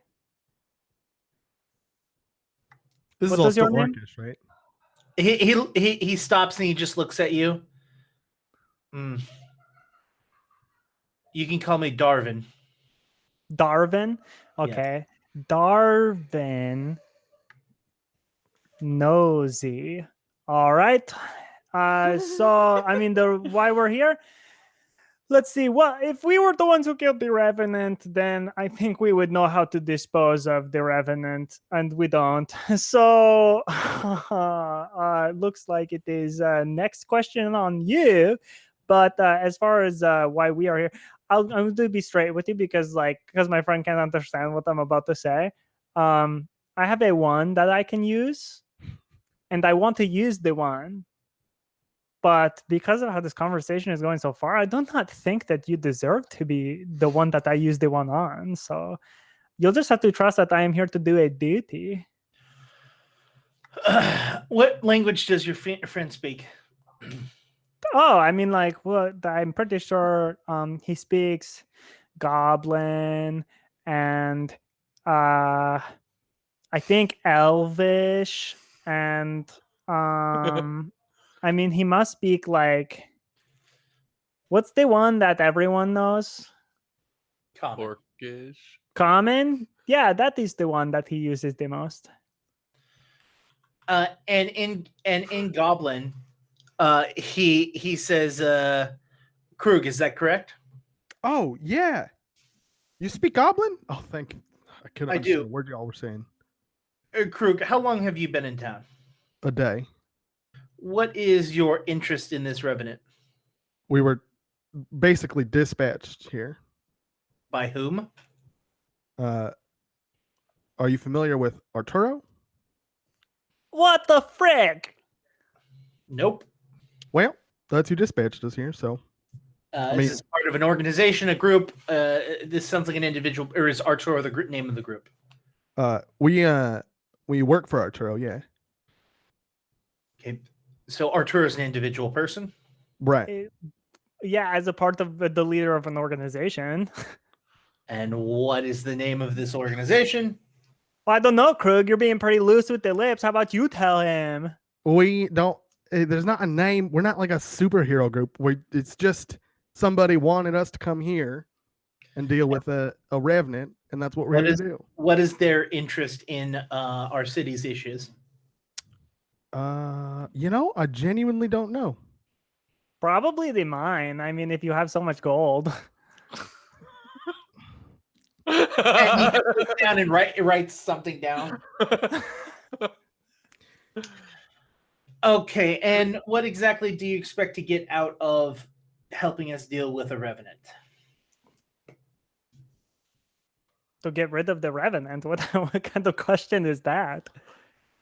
Yeah, we're trying to deal with all kinds of undead problems that have been cropping up. I'm sure you know, right? That's kind of our goal, right? So if you're needing help with the revenant, that kind of fits into that general scope. So that's what we're here to do. Is that not? I mean, do you not believe us? I don't understand. Like, what is the problem? What do you think is going to happen? What is your worst case scenario right now? Do you know how revenant is created? Yeah, it usually through murder. Okay. And when two individuals or one specific individual follows us out to an attack from a revenant and doesn't say anything about what their interests or why they're involved or why they want to be involved with it, it's a little suspicious. It sounds like they may be the killer themselves and are trying to make sure that we're not figuring out what's going on. That's the worst case scenario. Have you all tried investigating the what happened to the revenant? I would take that as a yes. Krug, that's a little rude to assume that they hadn't. I just and Remy stands on the side of like the guard, like looking at Krug, and then writes something down on their notepad.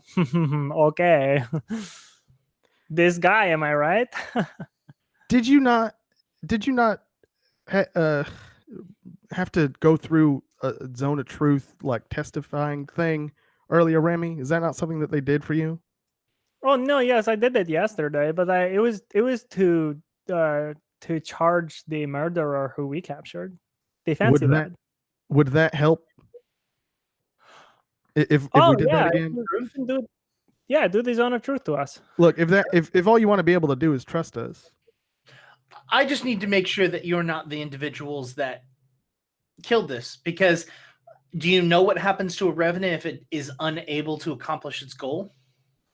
I don't. Does the soul does it not get to move on to the next plane? Do you know what a specter is? Do I know what a specter is? Can I roll to see if I know? Roll me religion. Boom. Unnatural 20. A specter is a stronger undead that is a specter is another movie. Oh gosh. A specter gadget. A specter is a much stronger creature. And by much stronger, I don't necessarily mean that like out of character, like in game wise, that it's a significantly higher group level, right? But it has a lot more abilities that would make it much more difficult to kill. Okay, sure. I just want to say that the runtime of the Revenant and Spectre is about like 5 hours. So I'm just saying, if you were going to do something today, I think 5 hours would be a good time.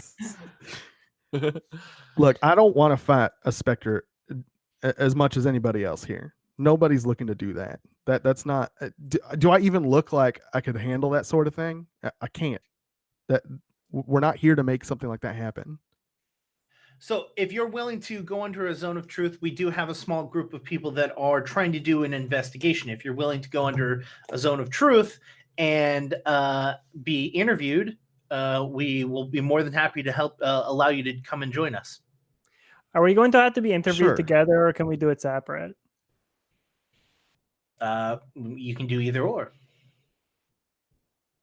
I mean, just because, and Remy leans in, but not enough that like Krug can't hear, but like leans in and is like, because between you and me, I mean, like this one kind of keeps me on lockdown, won't let me say the whole truth and nothing but the truth. You know what I mean? Listen, look, just like any other person in the world, I do have secrets that I want to keep. I don't think any of those secrets are going to interfere with you trusting me. I've got the big secret he wants to keep. Is that reasonable? God. Come with me. And he All turns and opens the door to the building. Remy, you've been in the inside of this already. Can I go to the snack table? Yes. Orange juice. We're going to bring two people out, and we're going to take you into two separate rooms. Does Krug know how Zone of Truth works? I don't know. That sounds like a great question for you. I'm assuming you want me to roll. I've never used it, so we haven't like. It is possible that Krug's never seen it done. Yeah, but I'm trained in Arcana now, so I could have just read about it. Yeah, you could know. I'm just like, if we as a party had used it, you would definitely know something. Yeah, sure. I don't even know. Can I learn it?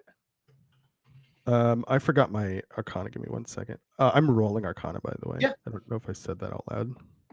Oh no, that's not as high as I wanted it to be. How about 19? I can't learn it yet. You know that it's a small area that makes people tell the truth. Cool. All right. All right. So, what is Remy and what is Robin and Moss doing? Sleeping. I'm drooling on Robin. Yeah, we're sleeping. I mean, Is this a sleeping episode? this might be a sleeping episode. I don't feel. I'm unconscious. I can't really, do anything. Well, Dogskate has found you and is barking. So yeah, Maya's serenading us. But maybe Dogskate is barking. All right. Well, if you guys just want to sleep, that's completely fine. I mean, I feel like at this point it's very funny because it's also very in character for them. In my opinion. I think Robin would sleep no more than like 2 extra hours past sunrise. I think at that point, like, at a certain point, you have enough sleep and you wake up. And then Robin could probably successfully get Moss up better than anyone else. Yeah. So a couple hours after sunrise. I don't know if we want to do that now or give the melee combaters a little more time to pass first. It's up to you guys. Let's sleep for a little longer. Okay. Let's sleep a little longer, and then when you feel like it's been a couple hours for them, Jake, then you can come back to us. If that's cool. All right. So, so Krug and Remy, after a few minutes, 2 people come out in robes, and comes up and goes, Remy Ashwillow. That is me. It's the same person that call me. Oh, sorry. The person my name again. The person looks up and goes, "Oh, yes, you and I spoke yesterday." Oh yes, yeah. No, that was me. I was the one who brought in the murderer. Yes. What are you doing back so soon? I'm here to enlist in the watch. Oh, okay. Well, you're my first person, so why don't you come with me? Oh, great, cool. And Remy turns around to Krug and is like, "Don't worry, I'm going to kill it and tell all of the truth that I possibly can." That's not your goal, but okay. Here I go. Oh boy. So I assume you willingly fail your save. Yes. Okay. And so they sit you down and he goes, "Okay, we've gotten a few lists of questions to ask you. First question is, how long have you been in town?" Less than a day. When you do this, sometimes when someone is under the zone of truth, do you ask them a little cheeky question? Where you're like, "Oh, when was the last time you brushed your teeth, you sicko?" Do you do things like that? I have not. We sometimes, if we're not sure if the person is able to tell the truth or not, we'll do some sample questions, things that we know that are inherently true or inherently false. But other than that, that's about it. Have you ever asked hey, have you ever when they, you know what? I can't even say it. It's so funny. Go ahead. All right. Okay. So I have here that you're part of some sort of secret organization. What is this organization? It is the Court of Corvids. Right. It was I'm sorry. What? What are they? What are they? Well, as far as I know, it is a group of people who are trying to do some good, take down cult leaders and take care of the Zombo problem, things like that. Fronted by Arturo. We were in the peaceful cities when everything went down. We were the ones who were kind of responsible for it. When I say we, I mean my friend and Krug and myself, my wife Robin. and Mossy Magnificent, and also Herring, and also Anyan, and also Snowball, and also then later Scott.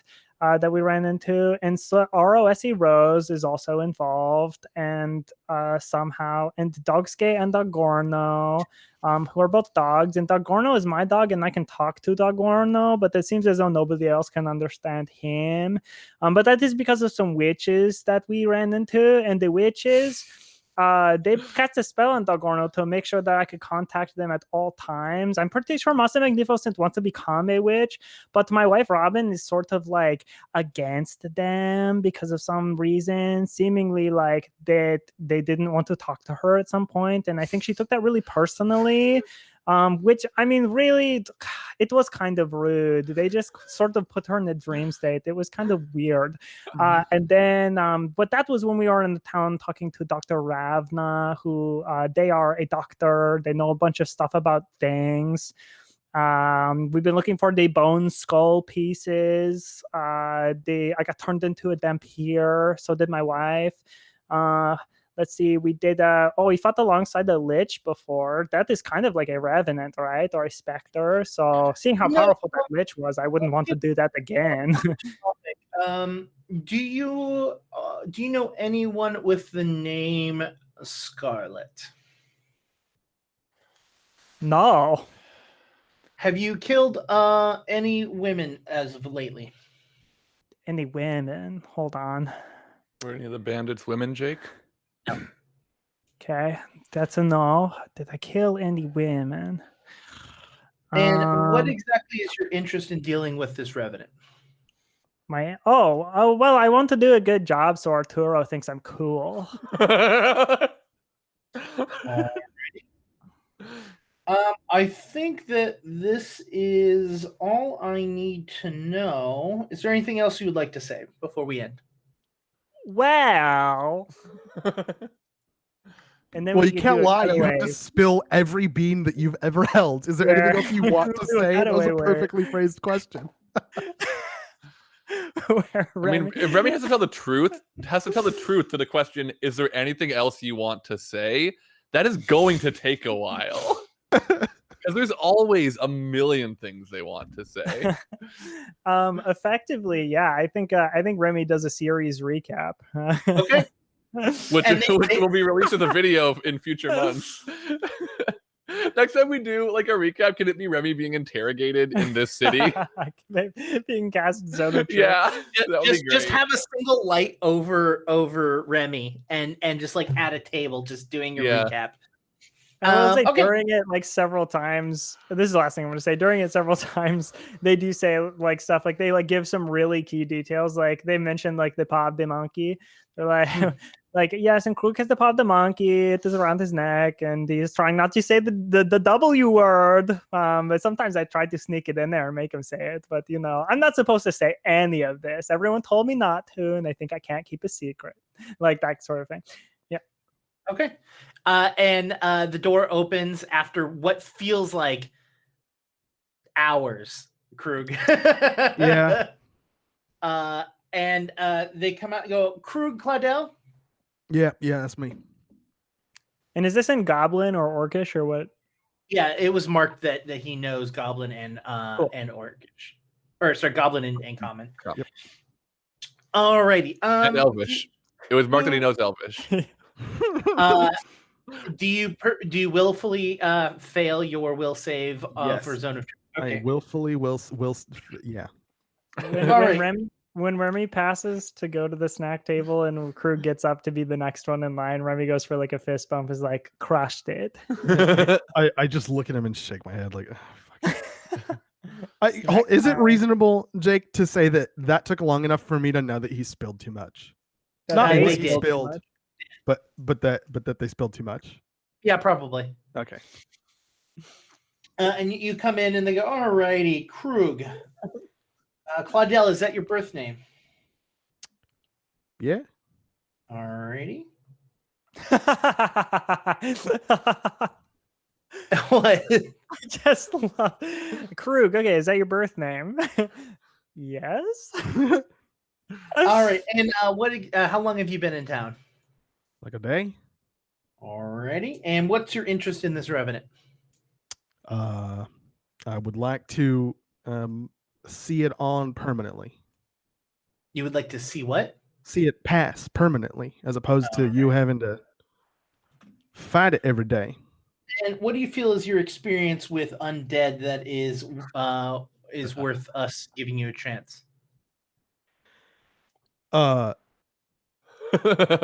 to start? Well, aside from the fact that I've dealt with a lot of undead over the past couple of weeks and months, I also, I can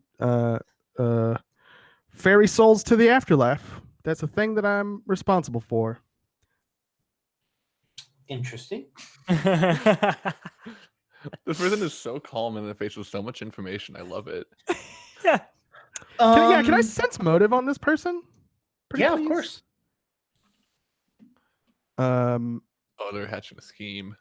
I didn't think I was going to have to roll during this, but we're going to have to roll during this.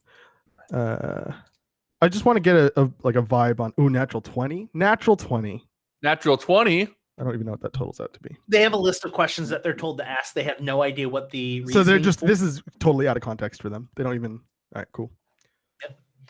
All right. And with this revenant, do you know anyone named Scarlet, or do you know anyone named Scarlet? Do I know anyone named Scarlet? No. No. All righty. Have you killed any women as of recently? Probably. Probably. Okay. What does that mean? That I am burdened with the unfortunate reality that my life is filled with violence, and that sometimes I kill people that threaten me, or the things around me, or the balance of the world in general. And so, have I killed a woman recently? It's hard to tell. I'm gonna put a lot of things down. All right, and they sit there and they write for a long period of time. Specifically with this revenant, why are you interested in dealing with this one? Because someone I trusted told me that it was a place where I could be helpful. And who was this person? Somebody named Arturo. And what is his interest? I genuinely don't know. I don't know, right? This isn't like the player forgetting something, Jake. I mean, you know that his interest in this revenant is the fact that this is a stronger undead that is attacking a town, and he wants to make sure that this is either a real revenant, or if this is something that the person that's creating undead is able to make something stronger. It sounds like he partly wants it gone, but also thinks it might be connected to the greater undead plot and wants us to see if there's information for that. I'd probably say something like Arturo's interest is the same as mine, just wants to keep people safe. There's no need for a dangerous undead to exist. Okay. All right. I think that is it. Is there anything else you'd like to say before we leave? No. All righty. Remy, you're there for maybe a few minutes as Krug comes out. The snack table's gone. The table itself. Demolished the snack table. The guy that you were talking to earlier walks into that room for a little bit and comes back out and says, "Alrighty, you two, come with me." Okay. And he takes you back into that room that you were being interviewed in. Sorry, both of us at the same time? Okay. Alrighty, you two. So it looks like you do not have anything to directly deal. While there is a lot of very interesting things, it's actually none of my business of what's going on. So we do feel that what you can do would be helpful. We currently, while we do have resources to accomplish things, we are in a very interesting situation with this revenant. One, we believe that this revenant will turn into a specter relatively soon, and so we're worried about that. Second, we don't want to bring the revenant into town and find the undead. Now, that is a possibility. We could just allow the revenant to walk into town and try and discover who may have hurt the person or may have killed them. We do not want to bring this undead into the town, as we don't know if it will have any lasting effects, and or we don't know if it's going to hurt innocent people. We also don't want the revenant to kill the person that may have hurt them. Second, revenants don't leave footprints, so it's not like we can follow them from where they came from. All we know is that they always show up on the east side of town, and we know that they show up about 8 p.m. every night. So, those are the pieces of information that you have. You and anyone else that you deem acceptable to help you out with this will be able to get credit for working for the guard. Can I ask you what might sound like a stupid question? No questions are stupid. Do you know whether or not the revenant can speak a language?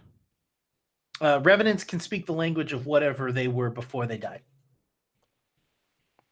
Have you tried speaking to the revenant? We have made attempts to speaking with it, but it is a little bit of a determined creature at the moment. It's one of the reasons why we believe it's going to turn into a specter relatively soon. Do you think it is wrong to feed hot dogs to a dog?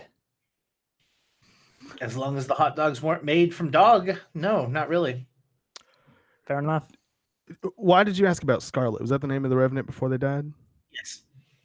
Do you know anything else about Scarlet? I mean, they were a resident here, I assume, or were they a visitor? Yes, information about Scarlet. I can provide you with a small bit of information about them, as they have deceased. Their right for privacy has ended, but all names associated with them will be have been removed. So it's not a tremendous amount of help, but it is definitely something that might be helpful for you. Yeah, I did actually learn about the way that you handle privacy, which is an interesting thing, and I'm kind of worried. I don't want to. The way that you do things around here are different than what I'm used to, and I don't want to step on any toes or break any laws that are just like culturally different. I want to respect the way you do things. Is there anything else that you think I should know? I'm not sure if you're familiar with the way that other cities handle that sort of thing, but oh man, is it? We have the names and information that's within this that we have blocked out. Because you're not a full-fledged member of the guard and you are not a permanent place within here, which can only be elected in. Right. We can't give you that information. And so I don't. I understand that. I don't want to. I'm not trying to get that information from you. I want to make sure I don't violate some other thing that I don't know about that's unique about your settlement. Does that make sense? Like, I'm not allowed to knock on doors that on the top half. I have to knock on the bottom half. Not that I'm thinking that your laws are that crazy. We like to keep people's privacy, and we like to keep people's individuality. Well, we don't. Any form of public shaming, anything like that, is definitely not something that we do. For example, the reason why these names are all blocked out is because that while they may be helpful doing an investigation into who possibly could have killed Scarlet, it's not going to be well on those members if they were innocent. That's fair. Now, can I ask you this then? Have you, the guard, spoken with the individuals whose names have been redacted? Yes, we've spoken with Scarlet's parents as well as Scarlet's fiance. And that didn't yield any useful information? No. All right, fair enough.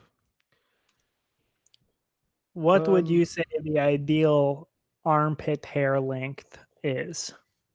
I think it's a personal preference. Some people like none. Some people like it all natural. Are we still in a zone of truth right now? No. Okay. I was like, I was told there were no stupid questions. You're open and honest, and he is as well. That's fair. Well, you're in luck. because you have not just gotten any regular old goblin today. Today you have, pulls out pipe, Detective Ashwillow. And myself and my colleague here, Crew Claudel, will break the case.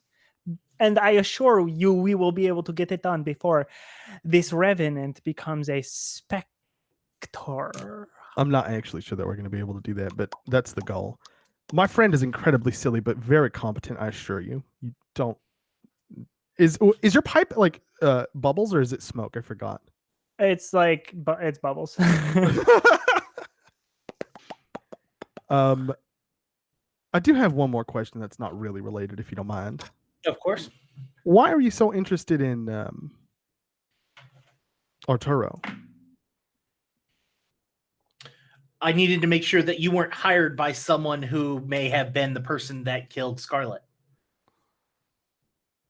Like, it would, if I were a killer and I needed to know what the town guard knew, it would be smart of me to hire someone else to go and figure it out. And you're comfortable that that's not the case? Yeah, from my understanding, Arturo is a part of a different organization in a completely different area, and I doubt that they have an interest in a random civilian within our city to kill them. Can I sense motive on that? Sure. That is, I don't actually remember my perception. Bow, bow, da, bow. 29? Seems like he's completely... He seems to be completely genuine with you. Cool. Now that he like you feel that there's a completely different demeanor with him now than when you were outside. Like now he's very much like, okay, let's get this job done. Let's do this thing. Cool. I'm gonna turn to Remy last thing. Remy, did you tell them about? And then I'm gonna point at my my pendant. Oh, no, yeah, no, I told them everything. I told them the truth, the whole truth, and nothing but the truth. That doesn't... All right, and I turn back around. You know about this? It's none of my business. It has nothing to do with me. I appreciate that, but I also think that if you know about that, you should know that it's dangerous for you to know about that, and that you should probably keep the number of people that know about it to a minimum. That information has already been redacted from your file. This place is very interesting. All right, well, Why thanks. is that? Final question. It's just very... I don't know. Privacy oriented. Yeah, I've normally established governments don't respect the people that they watch over like this. By redacting information from my file, you're losing an amount of control, right? It's just You say weird it, Krug. You tell it. that you do that you make that choice without... I didn't even have to ask you, which is awesome. I feel very respected, and thank you very much. That's all I got. It has to do with the fact that any person that works in this manner, not only are they elected, but they have severe limits to how often they can do it. So it prevents people from carrying out long-term goals of power and more about momentary aspects of individual life. If I, as a person that's in this position, get this position, I am awarded this position by being voted into this, and then after 15 years I'm not allowed to continue this job, I don't want the person that is going to come next to be able to do things about having control over me. That's fair, because you just become a normal citizen at that point. Exactly. Very interesting. So yeah, I believe Red, you have one more question. Yeah, which animal do you think has the best time eating a banana? Say, You'd be surprised, but I don't think it's a monkey. I was going to say probably a slug or a worm of some sort. Oh, wow. Not only are there no stupid questions, but there are quite clever answers. Okay, bye-bye. Robin, you wake up again as someone is in the aisle going through books and goes, excuse me. You're excused. You may go. Stop. Yes, Oh my God! I'm so. We are in. One moment. We are in your way. Moss. To the stranger, if you would just one moment. I'm just gonna get us up. Moss. I think we are an obstruction. At this time, Moss. Would you scooch with me? Moss is slowly waking up, but my dog just tipped over my garbage can. So one Cool. second. I think Robin's gonna like do what you kind of just like push the Moss Robin Dogscape pile just like further away from like the aisle here. Was this person wanting to talk to us or just wanting to get by and we were in the way? They were just trying to wake you up because you were asleep in the middle of the Cool. aisle. After you're woken up, they kind of like walk away. Cool. I think Robin like takes a minute. So when she like first wakes up here, she has a lot of like Moss's blue hair has like where it streaked over her face has then taken the color of that to kind of camouflage. So she's like green with blue like streaks across right now. So she'll take a second to kind of like look in a reflective surface and try to smooth that out. Maybe freshen up Moss a bit too, if Moss is willing to allow that. Just some prestidigitation. What Moss normally does, I think Robin has started kind of picking up on and kind of be backup makeup assistant for Moss. I do want to consult with Molly on next action, so I'm gonna wait a second. Yeah, no, that's fine. I just love that Jason's like, what is with spilling things today? Yeah, like, right. I need to spill your hearts, not your drinks. She knocked over my trash. There was a old broken pot of face blush in there, so now there's blush ground into my carpet. Oh God, carpets! And now she pulled something out of the trash can and was shredding it. So I just had to go take that. God, she's in a mood today.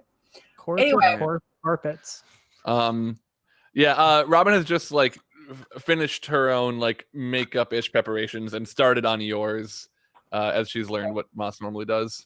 Moss is slowly coming back to consciousness, and she looks at Clokey and sees that he's completely covered in makeup and drool.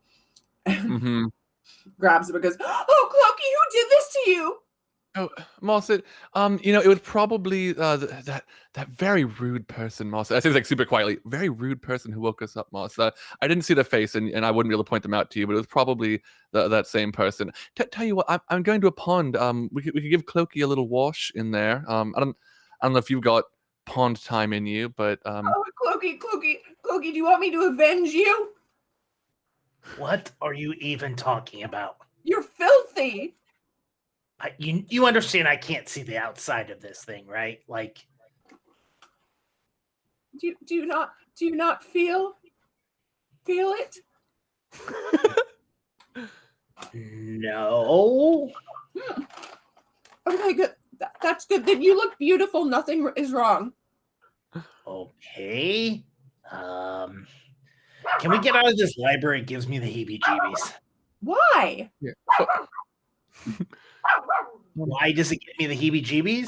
Yes. Because Stop it! Stop it! Stop! Because there is Stop. like Dogscape, stop! Dogscape, No! stop. Dogscape, please! there's a lot of weird stuff all over the place, and I'm not a big fan. Well, I love weird stuff. I mean, why do you think I carry you around with me all the time? But I suppose I'm off stuff. Weird stuff is like, I don't know, like books on trees and shit. That's weird. It's like you're reading the thing that it used to be on its like skin. It's like weird. It's like strange. I don't know. That is pretty hardcore. I mean, anyway, Robin, I'm actually quite keen to go to a pond. I could use a nice dip, a nice clean. Yeah. Cool. I mean, I didn't get a great like scope out yesterday, but I'm sure we can find something around here. Do you want me to hold on to Clokey, or do you feel comfortable near the grime? Oh no! What grime? Clokey's beautiful. He looks great. He looks great. Don't get me wrong. Yeah, it looks great. I would like to cradle Clokey. We're going through a bit of something. I like keeping him close at the moment. Sure, I understand. All right, well, Dogscape, lead the way to water, I suppose. I want to Doug's- try to, I want to like just like roll a survival for Dogskate to like track us to a pond in or near the city. That's a nat 20 plus I think it's 13, so 33. All right. Yeah, I mean, easily takes you to a pond that's right outside of the west side of the town. Cool. And yeah, I think Robin, like, this is her morning ritual. This is how she normally does like her focusing for druid stuff. So the Markle. I think first thing, if Moss would like Robin to wash Clokey, she can do that, unless Moss was gonna do that herself. No, I'm gonna do it myself. Cool. I'm gonna take Clokey in with me. Clokey. Then yeah, Robin's just gonna. Close your eyes. Okay. Were you telling Clokey to close his eyes? Yeah, so he doesn't see Cool. Moss naked.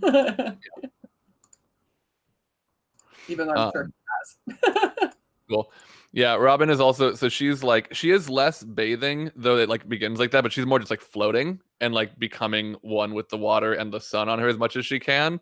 And when she does this and does like her focusing ritual, I think the water, and Moss can feel it, has like a slight vibration to it, like not enough, like you know how like electricity runs currents through bodies of water, and I think it kind of feels like just like hair standing on end feeling through your body when you're touching this water. If you're cool with that, Jake, like Sure. As she is like focusing and harnessing that energy, it's just kind of like vibrating throughout the pond gently. Yeah. What it very much does is it grounds you, right? Like it doesn't allow, like, because the way water works with electricity and stuff like that is that you're very much grounded, and you're you're able to kind of like exude like the stresses of your body of electricity through this water. Quick question though, does Robin or Moss have a talkie box? We all have. We have like extra ones. We all have one, and we. Oh wait, no, we started giving ours away. Yeah. That's right. So yeah, I don't think I have one on me. No. Because I gave mine What to about me. You gave yours. I I haven't gotten rid of mine, to my knowledge. No. Okay. So as you're starting to scrub away the grime on Clokey, you hear the vibration of the talkie box. Right. It's probably I left it on shore. Okay. So I grab Clokey in my arms and like run back to shore to grab it. I'm naked. Mayu, please stop. Robin is disturbed by the disturbance in the water, but she quickly adjusts. So as you walk over to the talkie box, you pick it up, and through, like, as you pick it up, you turn it on, and you hear noises. Roll me a perception. Okay. Just Moss, right? Yeah, because if you're going to be off to the side. Yeah, I'm focused on what I'm doing. That is a 24. So you definitely hear that this is Scott's voice, right? You hear Scott, but you don't know. He's not saying anything. It sounds more like grunts than anything else. Butt dial during fight practice. Yeah, during fight practice. Mayu, please stop. Come here. Sorry. You're good. Scott. You-hoo, Scott. Yoo-hoo. Scott. Ugh. You continue to hear grunting sounds. Do I hear anything else? You then hear Mia's voice also making the same similar noises.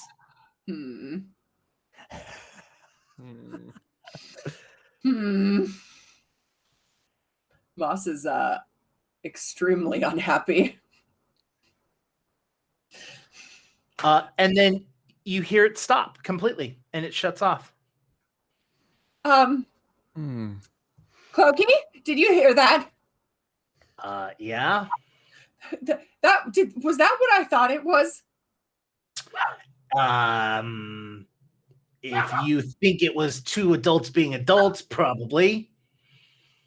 I have to go right now. Robin, I have to go right What? now. Oh God. Okay, hold on a second.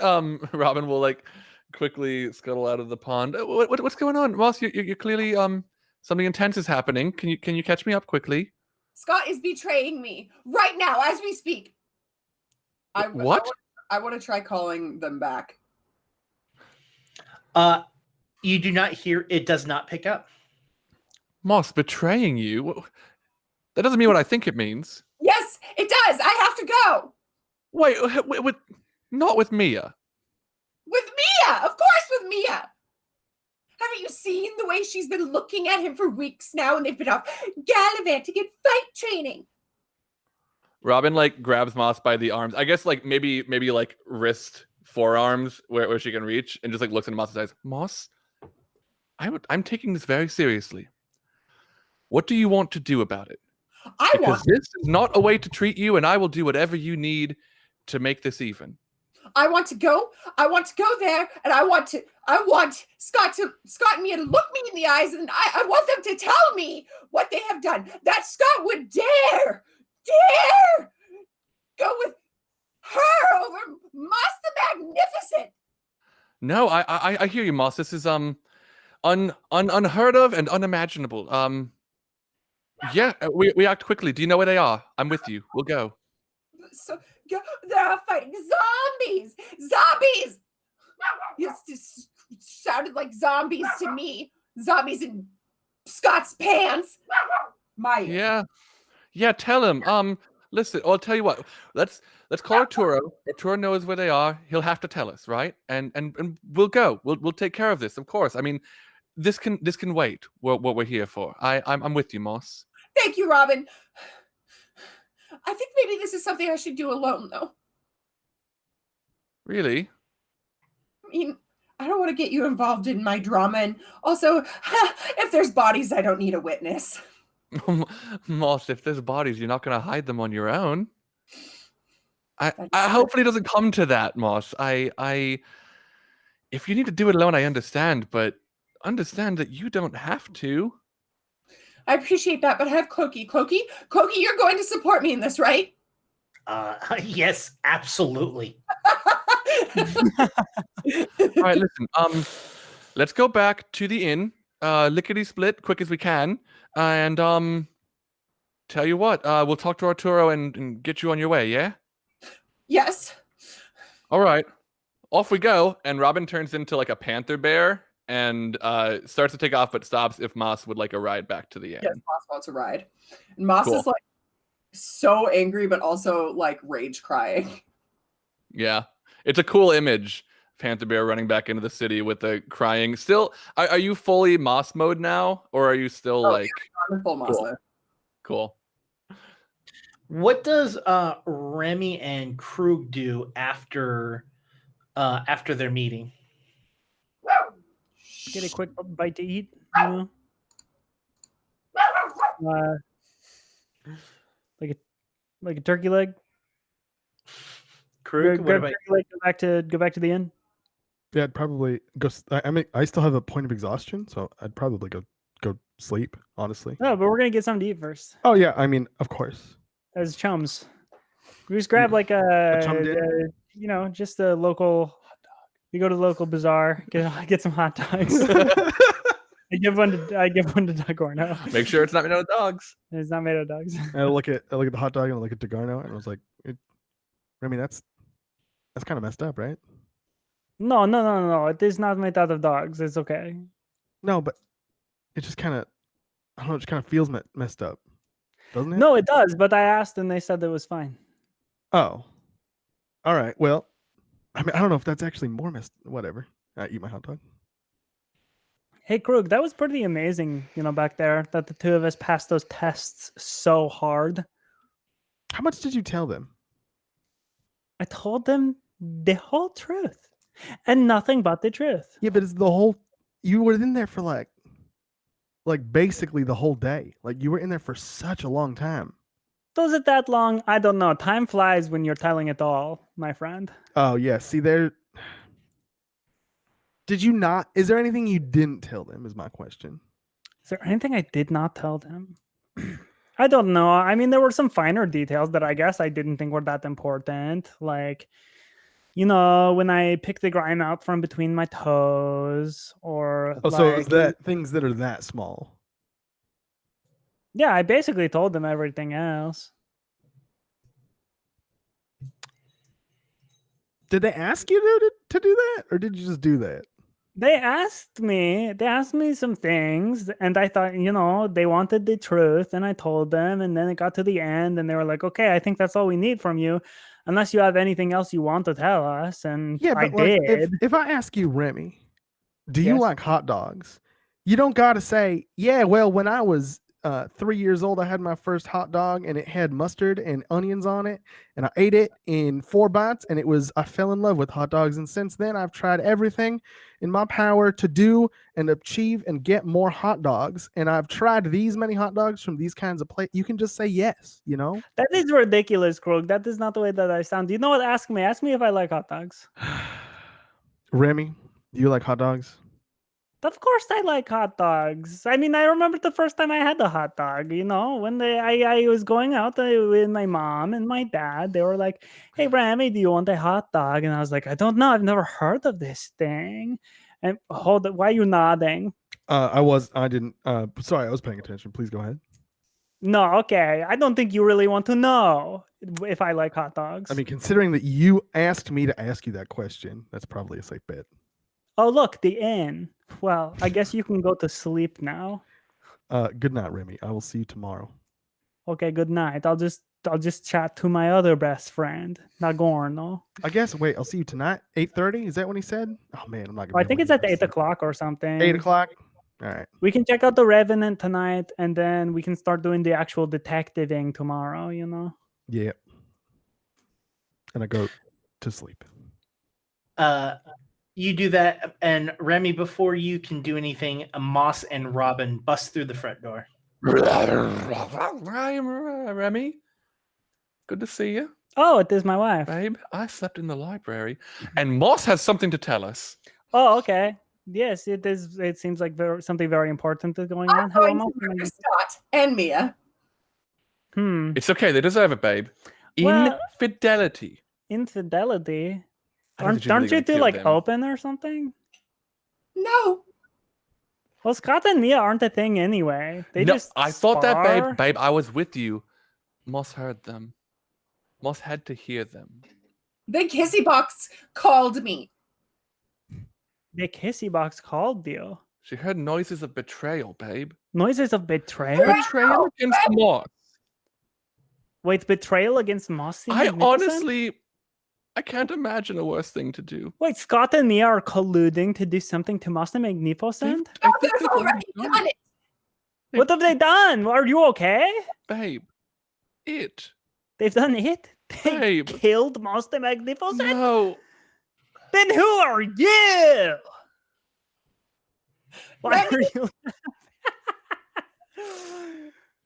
Who are you? Remy, it's me. Remy, it's me. There. Oh no, they've killed Moss the Magnificent and she is back as a They revenant. didn't. She is a revenant and now she is seeking revenge on Scott and Mia, the ones who colluded to kill her and did so. Shut All up. of this happened Sure, today. This is why you don't go to libraries.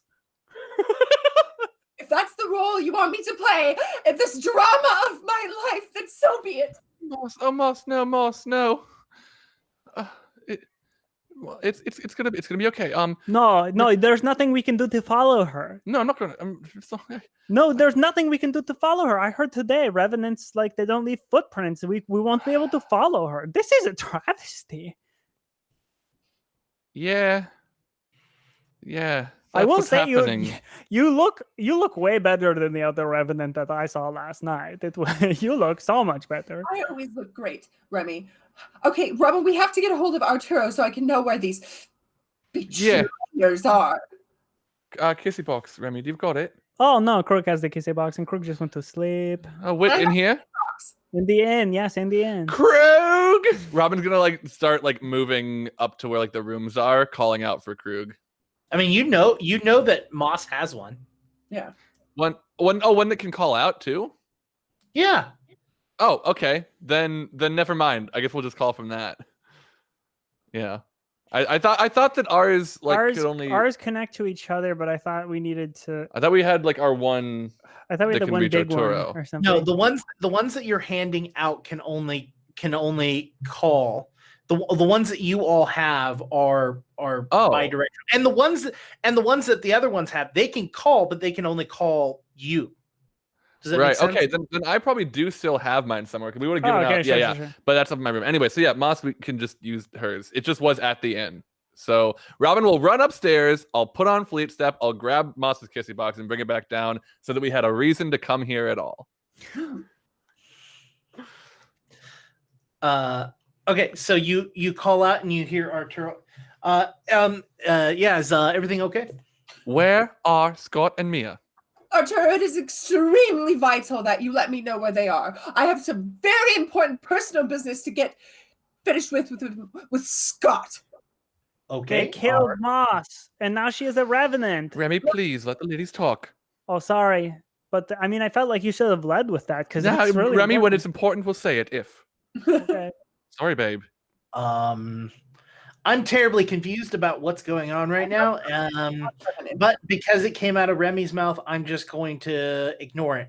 So, yeah, I can tell you where they are. I think that last I heard from them was that they were going to go in deep today. So be careful. Yeah. Going deep where? Into the facility that they think has these undead. Oh, I'm sure they're going in deep. So deep. Okay. He then proceeds to tell you. He proceeds to tell you their location. Okay, I will be off. I will be off, and Okay. I shall return a lighter woman. Will you take the will you take the van? No, I'm just going to take Snowball and Onion for moral support and Cloaky, of course. And Okay. It shan't take me long. Well, Master Magnificent, just be aware you may be saying goodbye for the last time, because one of two things could happen. I mean, if you fulfill your revenge as a revenant, you will likely go away, and we will not see you again. Or Scott and Mia, I sparred with them several times, and I must tell you, they are so strong. They might just take you out even as a revenant. Remy, I know what I'm doing, and you will see me again. Thank you. Moss goes into the caravan for a minute and then comes out wearing like the most over-the-top outfit she's ever worn. And she immediately like mounts Snowball, who's outside the inn, like leaves, mounts Snowball, and leaves. Wow, there she goes. I think she'll be back. I mean, from what I've learned about revenants today, I don't think so. Come upstairs, babe. You're confused about something. I'm confused about everything. Yeah. And that is where we're going to end today's episode. I would tell you what to do, but I think you'll be afraid I'll kill you. Thank you all so much for coming and watching. Let's go around. Let's start with William. Hey, yeah, Hi. I'm William, playing Rami Ashwillow, and you can find me on Twitter and Instagram at KWilliamWhite. I also do another show for QueueTimes called Hijinks and Handlebars, which is currently Hijinks in Dungeon World. We're playing Dungeon World. It's we've got about 20 episodes backlogged of that all on the QueueTimes and YouTube channel, and a playlist called Hijinks in Dungeon World. I would catch up on that if I was you, so that you can enjoy our return This week. this Thursday. Thursday. I'll drop it. Boo, boo, boo, boo. So the first episode is going to be heavily it's going to be interesting. We're trying some stuff. Our first guest is going to be, I'm pretty sure, Ray, right? Pretty sure. I'm pretty sure. I'm pretty sure the first guest is Ray. From $2 for creature $2 feature. So check that out. It's going to be cool. And then like we will have the rest of the $2 creature feature people on for the next like 2 episodes after that. It's going to be really awesome. I'm super excited about it. They've been like really cool people that have reached out to us about our show for a long time. I work on their show with them, $2 creature feature. And it's just very, very pleasant and a pleasure to work with them and to get to do this kind of stuff with them. So it's going to be exciting. And that's our return this Thursday at 6:30 p.m. Pacific. And that's the 18th? Yes, 18th, Thursday. Thursday the 18th. Yes, Thursday the 18th, 6:30 p.m. Pacific. Hijinks and Dungeon World. Jonas. Confirming Ray will be the first guest on the 18th. My name is Jonas. You can find me on Twitter at Jonas Newhouse. I'm a lot less active on there than I have been, but maybe that'll change in the future. I'm also in a band with William called Glass Beach. We're on all social media as Glass Beach Band. Our website is glassbeach.band. And we were recently just on a Bright Spot Live show yesterday. Yep. Sort of like a fake talk show charity event that was really, really fun. And I think there's going to be, do they post the VODs of that on YouTube? It's on their Twitch channel at least, but Bright Spot Live. They post it like the full thing and then like post things in segments and stuff. So which was super fun. It was like Aaron Hansen was like the announcer and did some other special things I won't spoil because I think it'd be fun to go back and watch. But yeah, you can check that out. We played a set at the end that was our first thing as like a band together since we moved into this house, first recording and live set. And it was really, really fun. And there'll be more cool stuff coming out with us in the future too. So check us out at Glass Beach Band and keep an eye on our Twitch channel where I will be streaming video games hopefully in the next couple of weeks. That is twitch.tv/Glass Beach Band. And even if I'm not there, there will be cool things happening. So it's worth the follow. Awesome. Molly. Hi, my name is Molly McIsaac. You can find me across the internet at Molly McIsaac, except here on Twitch, which is Night Glimmer. Yay! Yay! All right, Krug. I'm Krug. I'm just gonna mute because that thing loves to scream. My name's Krug and I'm a dog. Bark, bark, bark, bark, bark. I'm just kidding. You can check out Game Gorgon on YouTube. It's a show where we talk about role-playing games. We talk about Pathfinder a whole bunch. It's really fun. Last thing we talked about was firearms. Next thing we're talking about is Gunslinger. Gunslinger is going to be a little bit late because I'm going to go spend Valentine's Day with my significant other. But yeah, that will be coming soon, and I hope you all enjoy it.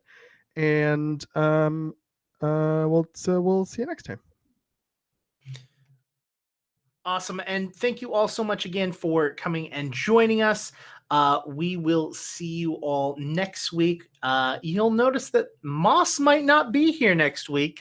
Why? What's she up to? I don't know. We'll have to find out what's happening with her later on. But stick around. We're going to be Power Plays next. So Ooh. Yeah. Stick around for that, and we'll see you all later. Start watching Parliament of Owls. It just started. Bye. Yes. Watch the poo. Watch Parliament of Owls. It Watch started. the poo. And then watch the car. And it will be on VOD and podcasts later on. So, bye. I can't believe you did poo and cock, Jake. Good job.